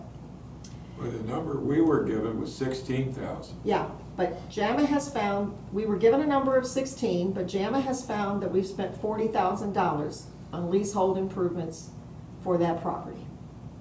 Those leasehold improvements are fully depreciated, so it was they probably depreciated that over a 3-year time period, I would guess, because they had a 3-year lease. I mean, that's what it would be done in normal accounting sense, so I'm just gonna make that assumption. She considers it the most impressive office space that the POA has. The large piece of the land next to the property, and now this would be the land from inside the gate area going on out, the acreage there. That land has recently sold, and she believes it will be some type of commercial building. She even says perhaps even a motel, but we have no idea what it would be at this point in time. We have no knowledge of that. She says that the east gate, and this is true, the east gate is the first gate for people coming from I-30 westbound, assuming GPS doesn't send them over to 70. It is by the newest and most popular of our golf courses on the east end, and we have Isabella out there that was added to the Arkansas Golf Trail, and it has signage on I-30 for that. However, I still have in my mind of what Kevin Sexton told me about the amount of traffic that they actually get there, Well, which is a real stumbling block for me. and it would be for most anybody. Keep in mind, they started this in January, and COVID hit, and their discovery packages were cut in half, and all those discovery packages come to the East Gate. That's not true.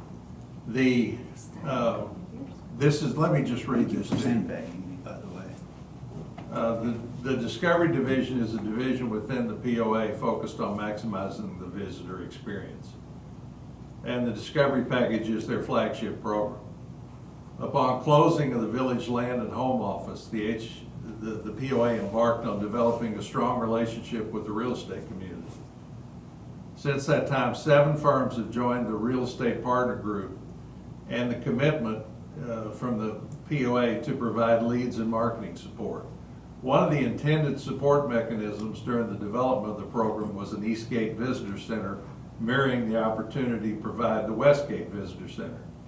The Real Estate Partner Program currently has 96 participating agents and approximately raises $19,000 annually. This is supporting the operational cost of the marketing for the POA and can be earmarked towards that Discovery Center at the East Gate. With 26,000 acres and 15 miles between entrances, it's imperative that they have a welcoming front porch at both ends of the village. There's more to it, but 165 acres of reserved commercial property surround the East Gate entrance. 55 acres of land was recently sold as being developed as a commercial use mix. The East Gate entrance is the closest entrance to the Little Rock. And the new bypass extension from Hot Springs will also increase traffic to the East Gate. Having said all that, this is one of those things that I think 5 years from now, you look back and the East Gate will be one of the major entrances to it. Right now, cash is king. I understand that. I understand the reasoning for moving to the front. There might be a possibility to partner with people to go in that space. That's a large space out there. It's 2,500, 2,600 square feet. We might be able to bring some people out there that would cut that rent down from $2,000 to $1,000 or $1,500. It might make sense if the new owners would let us stay on a month to try a couple of months and see what we can do about lowering the rent out there by bringing people in that might help pay for it. I don't know. This is up to you. We'll just take the direction and go with whatever you decide. Well, I'm going to disagree with a couple of the statements that, just because of the history. I don't think our real estate program is really dependent upon that Discovery Center, because our realtors have beautiful offices to take people to talk with them. So I don't really see the correlation on that. And the Discovery program has been in existence for several years, and was operating out of the POA administration building for, And downtown. and downtown Correct. for several years. Yeah. And as you said, cash is a real issue for us. And yeah, when the bypass is done 5 years from now, we might need a presence out there. But in my, my point of it being is that we don't need it right now. But Well, we're I gonna feel have to like- make a decision on I this feel like if we're at the gonna business spend, meeting next week. I feel like if we're gonna spend money, we need to actually be able to track the revenue based on that and not just spend it because it's a good idea. Right. And it sounds like the thing to do. We've done a lot of that in the past. We've done that in marketing ever since we've been in the marketing business as a POA. We've just, thrown money at it. Right. And I have a real problem with that. I wanna see the return, What, or I won't have anything to do with it. what we need to do going forward as a board is we need to have a motion, at our business meeting next week as to what we want to do with this lease. And then we vote it up or we vote it down, depending on how the motion is written. It's $20,000 a year in Yeah. extra occupancy cost. Yeah, If we kept it for 5 years, it'd be $100,000 a year in extra occupancy cost. What's the return on investment on that investment? And I don't see how we could justify that much return on that investment. right. And that it would be, And that's the only way I would look at it. right. I'm with you. But I'm just saying, we have to, this is a point of business that we have to take care of. Well, I guess I would say this then, if somebody wants it to be there, then come up with the. Well, we would have to make a motion that we don't want, you know. Well, I'm just we saying, gotta- if you we want, gotta if deal you with it wanna one way or argue, the other. I'm just saying, if someone wants to argue that we need to keep it open, then bring Right. some documentation to back it Right, up. right. Well, that's what I'd want to see. Lloyd, would you head up the drafting of the motion for this to be dealt with at our business meeting next week? And what, Ella, do you think we need to put into the packet for any kind of backup, or do we even, I mean? Well, I think if it's going to be to approve the lease at the West End, you need that draft agreement, Okay, just for the board only. For So the it'll board go in only. the board Dropbox only. We have. yeah. So that, but Ella needs to get that so it goes into the board-only Dropbox. Right. Wait, Okay, aren't there two motions? One to not renew the East End lease and another one to? right, but for backup material, we Oh, need, okay. I was asking her about backup material. Okay.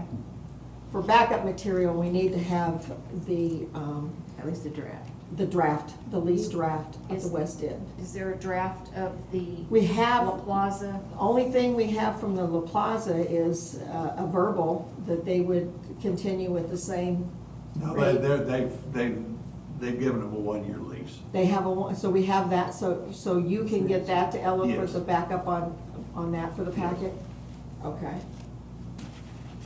You know, I'm new to putting together all the things for the board, and Ella's assisting me, and I'm trying to get everything proper so that we You're doing a fine job. we do it correctly I don't in, want to do in the business meetings. And I know that this is a new concept, that the discussion, but I do believe that our business meeting next week will go a lot smoother by the fact that we've had a lot of discussion on these issues. You're going to be bringing us on the culverts? Who's bringing us the I culverts? have that here, but I'd like to hand out if I could. Okay. Okay. Actually, I have 3 things for you that are gonna. We're gonna run over a few minutes, folks, Okay. but that's fine. One is the budget guideline sheets for, Okay. for the board to give direction to the staff. Okay. These budget guidelines. To do the budgeting process. Right. And these budgeting guidelines typically are done in June, so we're on schedule for that. Okay, These guidelines were drafted by the committee. The Finance and Planning. Planning Committee. And their recommendations were reviewed over the past 3 weeks and were voted on this week's, yesterday. Thank you. So we'd like to submit those for approval at the next board meeting. okay. Ella, will you draft a motion? Okay. To Dan, accept these? please tell me that Accept we the will budget guidance see as last year, presented by the Finance this and year Planning Committee. budget, maybe last 2 years, actual, Well- this year's plan. First, this financial statement will look much different than what you've seen before, because it will have this year, and budget, and last year to date. Pray tell that we'll see like financial statement for each division that will read like an income statement would, This month won't quite get there. but we're headed there? That's where we're Yes. headed. Thank you, thank you. Yeah, we still have some work to do on that. And I do want to make the board aware that there is a chance that the financial statements portion of our packet, you might not see that on Friday. We might get it Monday the same time the public does, because of all the changes and getting us something that we can understand. But you won't have to spend 7 hours on Saturday going through the thing trying to figure out what it says either. Thank you. And we're going to combine the treasurer and financial report, so it'll be simpler. I bet you'd already set aside those 7 hours on Saturday, hadn't you?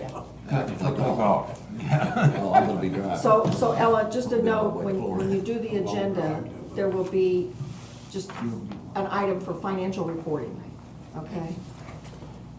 All right, the chart that I just sent out, or passed out, is, you have a colored column there, Yeah, because I work for Crayola. yeah, well, okay, we got it, yeah. The, There's no blue, oh, there's some blue. oh, there's a little blue in there. The green items are the projects that are already underway, and you'll see the dollar amount under the preceding column. That $3.6 million is already committed or is in the works to be committed. You will notice that the 195 for the EFS project is in there, but that was put on hold by the staff. I moved it over to the column to move forward. Thank you, because that was supposed to be done last year and didn't get done. It's an important thing that we need to get done. The $20, red, $20. village benefit fund, The- employee benefit fund. yeah, the yellow items on here are items that are, that need to be reviewed further. We haven't had a chance to go through those items yet. I went through them with the staff, or with Liz, but we need to look at those in greater detail. The red items are those that have been stopped at the moment. The yellow items total $1,078,000, and the stopped projects total $1,630,000. Unlike most charts, the totals are at the top, not at the bottom.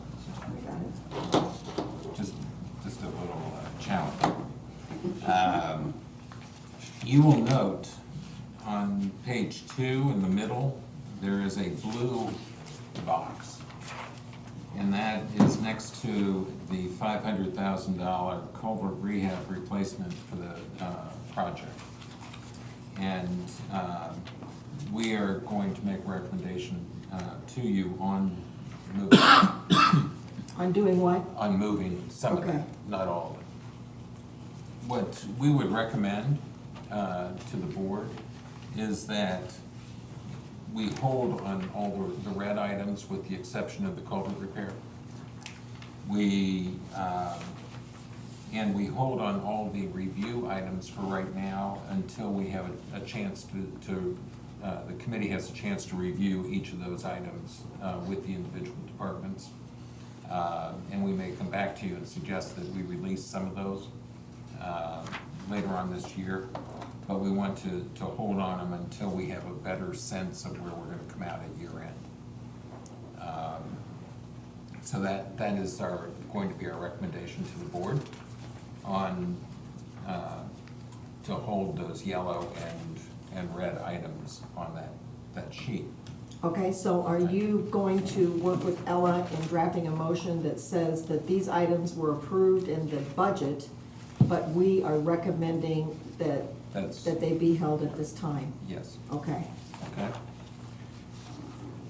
I'm going to hand out another couple sets of paper. God, all this paper, these trees were killing. She can Oh, no.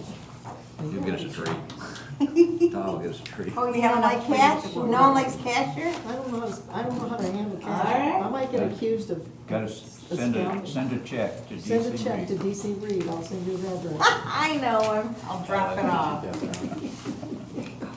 Along with my All right, condolences. the memo that I just passed out is from Jason.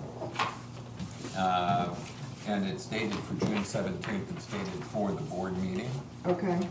Jason, do you want to make any comments about that? Okay. Come up in the preferred spot so that people can Oh, hear you. Right here, Jason. You told us where He it was was. the one that. No, you found it. Todd told us it was the. Oh, no, you told us. Oh, Oh, Jason Jason told us. It was Jason. That's where people You can, told us. That's the magic spot. this is not my best side. But, and so, the culvert project is something that we started last year. We did the big survey, we found all the culverts that we have, and we started a prioritization plan. And so this is really just a nibble at the beginning of a long-term, multi-year, project to replace our culverts. But it's something we need to start. We have bids in from 3 contractors. The low bidder we worked with, and we renegotiated the contract because they gave us 5 different ways to fix a culvert at each site. And we were able to go through and pick and choose which we felt would be the best, most cost-effective and beneficial selection method to fix a culvert. One was concrete, plastic, or slip lining, or variations of select backfill. And on DeSoto Boulevard, if we can afford it, we really should put in concrete pipe. That's our major road. We need to put the best backfill in and be one and done with that work and never have to deal with it again. And so that's our approach with our selection.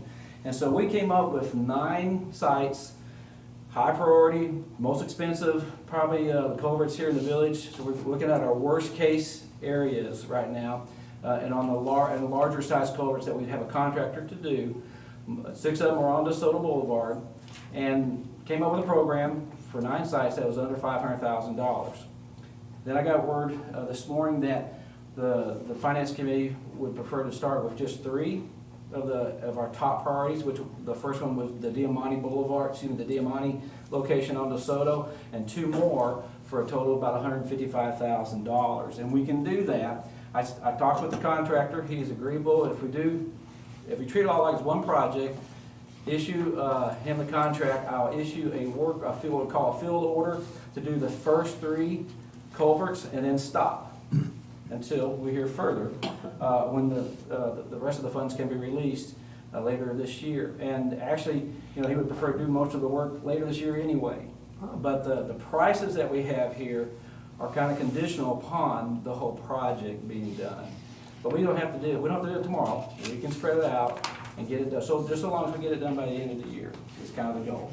All right, there are a couple of things. One, the committee actually voted to say 5 projects rather than 3. So I know. So we you got wanna the turn 5 that- that are turn yellow that back, highlighted right? here?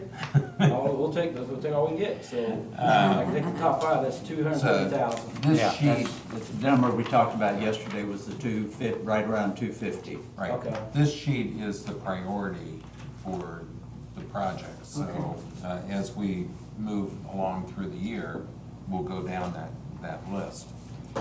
There are 140 culverts.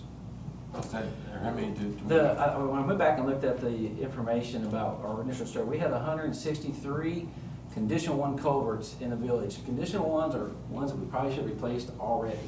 They haven't failed yet. But if you walk up to the site, any qualified engineer will tell you it needs to be replaced. But it hasn't failed yet. So we always need to have some money in the bank for something that happens that we didn't plan, but we need to start hitting these away. For example, though, we're using 2 approaches, in-house staff plus a general contractor approach. In-house staff started last year replacing high-priority culverts, but the smaller ones, the easier ones that they can get done quickly. They did about 33 last year, and I think they've done 18 this year to date. So we've already knocked out 40 or 50 of them, and so we're down to the low hundreds of the priority ones that we're trying to get done in the next 2, 3, 4 years. And these projects are the bigger ones. As you drive down to Soto and you are by the Diamante Pond, and you see the metal plates there, that's because that culvert underneath there is failing.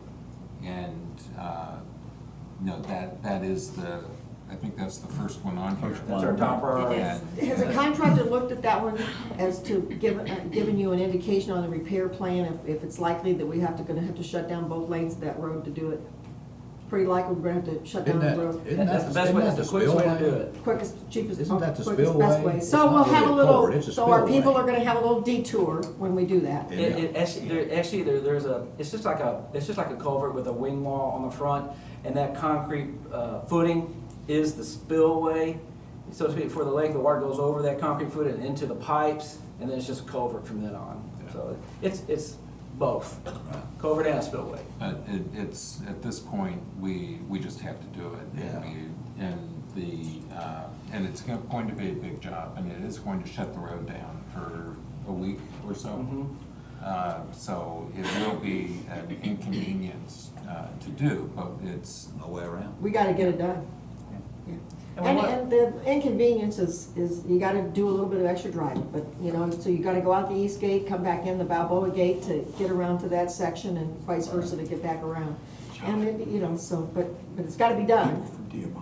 Are you ready? Are you ready for the board to take the action to approve this? Yes. And this needs to be at our business meeting next Yes. week? it does. And so there again, Ella will be drafting a motion with you all's help. You've got it, it's here. All I gotta do is change a few words. Jason can draft it. He So you're almost gonna has address it this, here. and you're going to basically repeat, I would like for you to repeat this presentation that you just did in this discussion session again at the business meeting, because there are far more people that watch that and listen to that than do this. And I think this is an important message to get out, so. And just so that everybody's aware, the Finance and Planning Committee will be coordinating with Jason to make sure that when he gets close to those 5, that we can look at the financials and we can see whether or not there'll be more money to be able to go ahead and continue the projects on, so. Yeah, that's great. That's a great approach. So if anybody wants to have a culvert named after them, They can donate. Rip rap rock and culvert repair. we will name a culvert after you if you'd like to send in some money. And you could get one, well, right now we're looking at one, you could get one for 30,000, maybe. You might have some small ones in there somewhere. Yeah, I would like to make note that just because we're recommending that this be approved doesn't mean that the ongoing work that the staff is doing stops. Oh, Right. They will Oh, no. continue Oh, no. to do those repairs and continue the work on the culverts to make sure that we get caught back up. These are just the bad boys. These are the worst. This dates back many, many years. And this is a can that got kicked down the road and kicked down the road and kicked down the road. There's no road to kick it anymore. Nobody's gonna move here because we have outstanding culverts. No, But if Falling in holes the for road culverts. is not outstanding over that culvert, then we have, that Yeah, is an we issue. have an issue, So it's yeah. all foundational. right, So that's going to be the recommendation next week. okay, all right. Thanks, Jason. Thank you. I really, really appreciate everything your team is doing. Great job. So, I am now going to say that we are finished, and we will meet again next Wednesday morning at 9 a.m. for our business meeting. And we need to make arrangements for us to be able to call Tucker in, because he's going to be in Florida with his grandchildren.